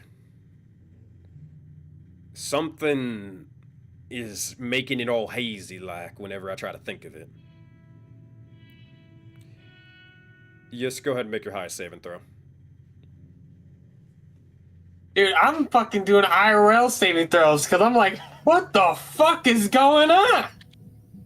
We had a whole fucking settlement of moment down the fucking tunnels. We had a few of those. Highest saving throw. Give me a second. Hold You're on. within 10 feet. You have my aura. Yes. Dude, I'm fucking having a fucking mental breakdown in here. That's a 21. Okay, 21. Thank God for Valor. You're gonna see this happen. As Atticus begins to say this, he's going to reveal something. He's gonna pull up the sleeve of his, pull up the sleeve a little bit. You're gonna see kind of on his, not tricep, more so on his forearm. You're going to see a crystal, a gem embedded into it. And specifically, it is a reddish looking crystal made out of, from what you guys can tell, Aether. Either? Aether. Oh, Yisk, with your 21, you immediately begin to just tense up and begin to, for lack of a better term, start fucking freaking out. You begin to start getting visions once more. You get visions of Dr. Nova, again, just grabbing multiple crystals and trying to embed them into yourself as well. The constant laughing, the experiments, all of it begins to start flooding, rushing into your head.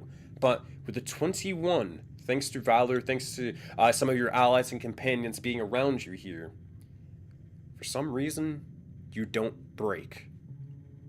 You're able to maintain your composure long enough to be here with us.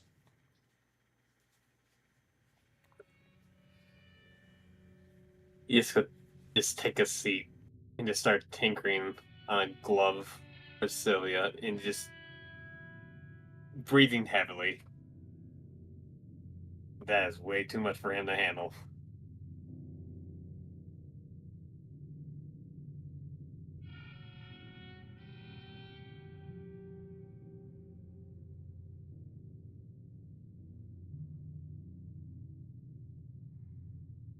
So is that why you look like me then? They did something to you as well? As far as I'm aware, they said you're going to be changed. You're going to be a tiefling for the time being. Yeah, I used to be a simple oculi, but they don't necessarily care too much about oculis around here. So, oculi, tiefling, all the same to them. Next thing I know, I'm your father. Apparently, I got horns, got red skin, and my son is off to be a crown's guard, a soldier for the people, apparently. And I'll never have to see him.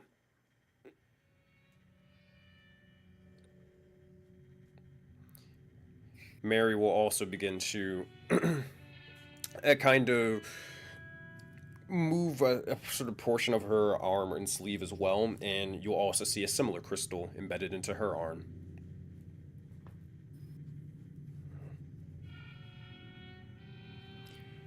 For me, I was just a simple elven woman, and now here I am.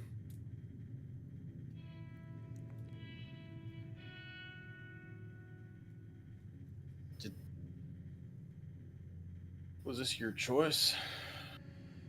Or did they force it on you? It was our choice. We knew what was going to happen. Why?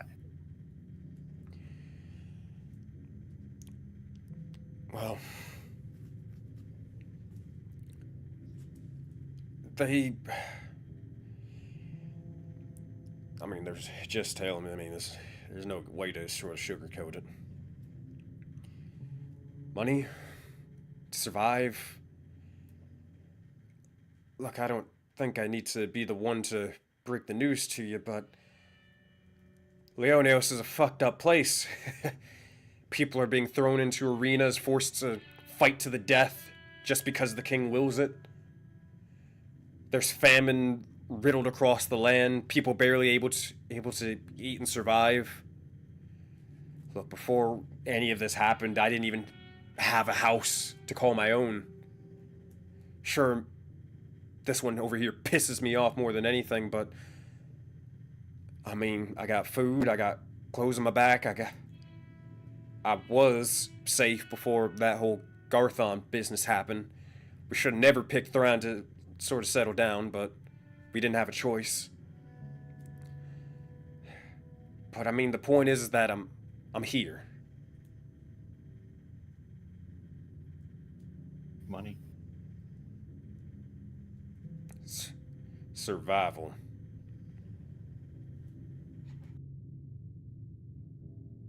Call it what you want.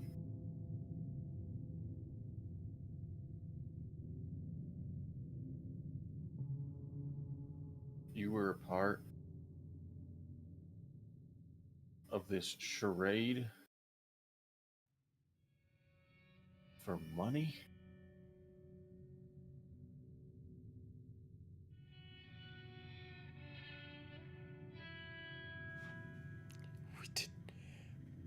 We didn't know what they were doing.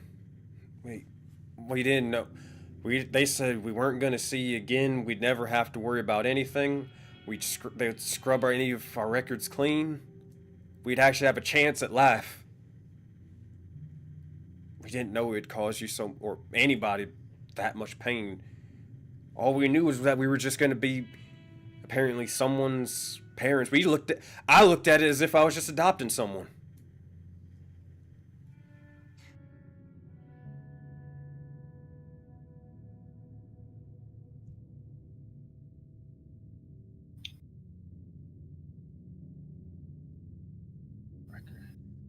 Record scrub clean. So you had one shot. And you fucked it up.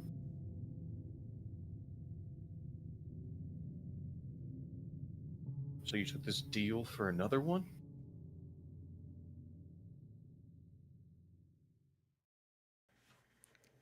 You talking about Garthon? No, I'm not.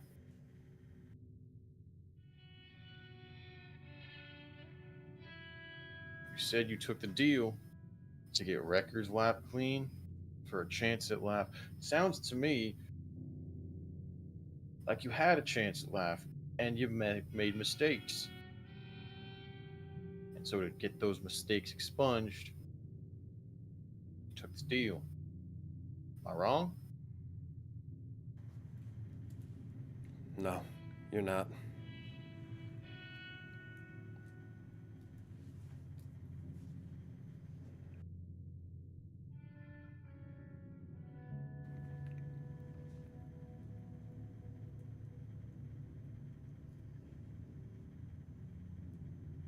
Glad you found each other. Gonna leave.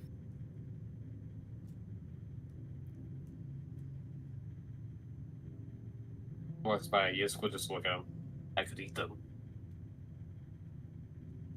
Real quick. He's gonna take a deep breath. Just keep going. He's gonna go all the way like up to like here. Mm-hmm. Just kind of what? Nope. Mm-mm. And just sit there and be alone.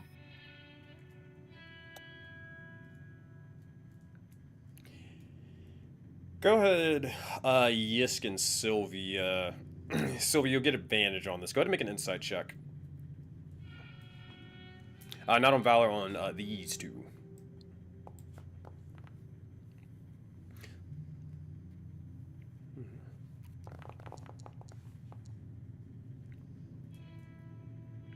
$12 and 18.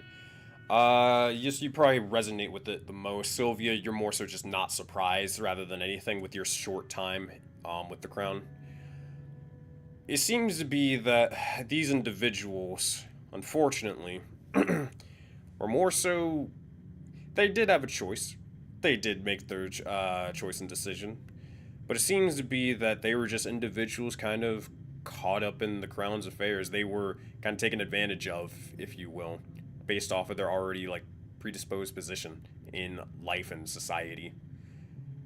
It's possible that the crown basically just saw that they were easily exploitable or just expendable, decided they were the best fit for it. Unfortunately, it caused consequences for a party member here, and possibly plenty of other people as well. Whether you decide whether it's understandable of what they did, that's up to you. But you at the very least understand, I mean, they were kind of singled and targeted out, most likely, based off of their based off of their existing position ahead of time.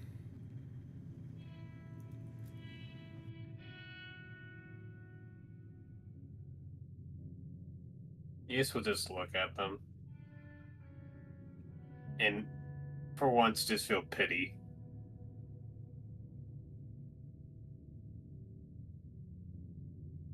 Pity that they had to ruin a boy that loved them so much.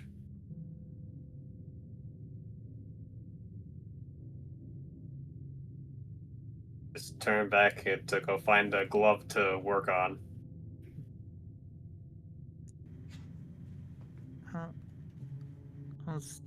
Two things have stuck out in what they've said to Sylvia and Shone.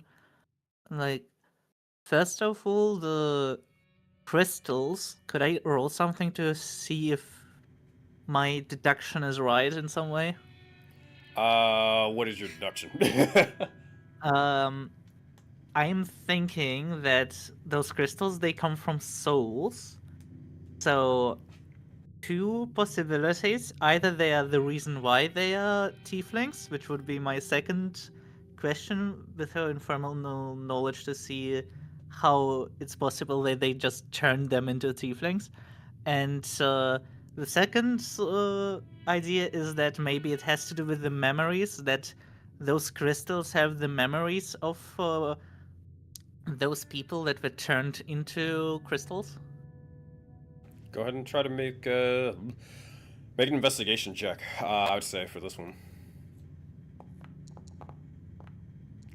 Fuck. If you want to use an inspiration, hey, now's the time. Yeah, I do. Ooh. Fuck me. Oh man. That is a 1. You get points. That's crazy. You'll never have anything good. That's crazy. Your deductions are your own. You have nothing to be able to confirm or deny it at the moment. Oh well. But it is a theory. A game theory. I'm done.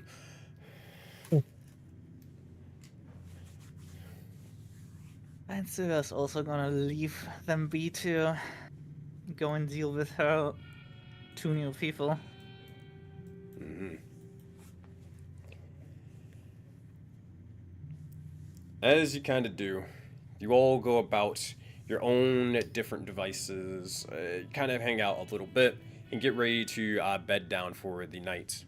You guys watch as Bilroy begins to work tirelessly with several other spirits that kind of look exactly like him, and they will all begin to build each and every one of your bastions just for you. But as the night continues on, eventually the sun will finally rise, and as it does, it's time for you guys to leave Thrine behind. With that, my friends, that is where we will have this session come to a close. Oh, Yay. boy. Damn. Yay, Yiska's gonna eat Valor's parents because they fucked over his friend. So how we feeling? Oh, Things make more dude. sense. Things make more sense now. Dog, I shit you not. I was going through a roller coaster of emotions. I was like, ugh. Man. Grab Yeah. it. That was fun. Oh boy, oh boy. Alright, same thing as I mentioned to Trixie. Oh, hold up. Of course you're echoing again. Alright, I think you're good. Yeah, you're good. Okay, same thing. Be sure to sign up for any of the games. I posted 3 of them. There's a game on Tuesday, Wednesday, and Thursday. If you guys want to say fuck it, well, basically fuck the crown, flick them off, give them the bird, and reveal some of the information you guys know as characters to the populace and make a stand to hopefully incite the revolution here in Thrine, then that'll be the Tuesday quest for you. Wednesday and Thursday, you guys are going to be sailing out to Zanaya, so you'll be out at sea. It'll be pretty short, but it also could be a little bit longer depending on what you guys do. We're gonna kind of hand wave a couple of things just to get you guys going and out of here, but yeah. So Wednesday session is going to be basically Auntie Jewel, you can say bye to her or whatever, establish any connections, and then you guys are fucking right off 5 minutes later. Out to sea. Hell yeah. All right, yo. I'm gonna go break down stream. I'll stick around for any questions, but then I'm gonna go to bed. I'll be right back. Yeah. Thank you. Yep. All right, thank you guys again for watching. Appreciate each and every one of you all. You guys are pretty cool kittens.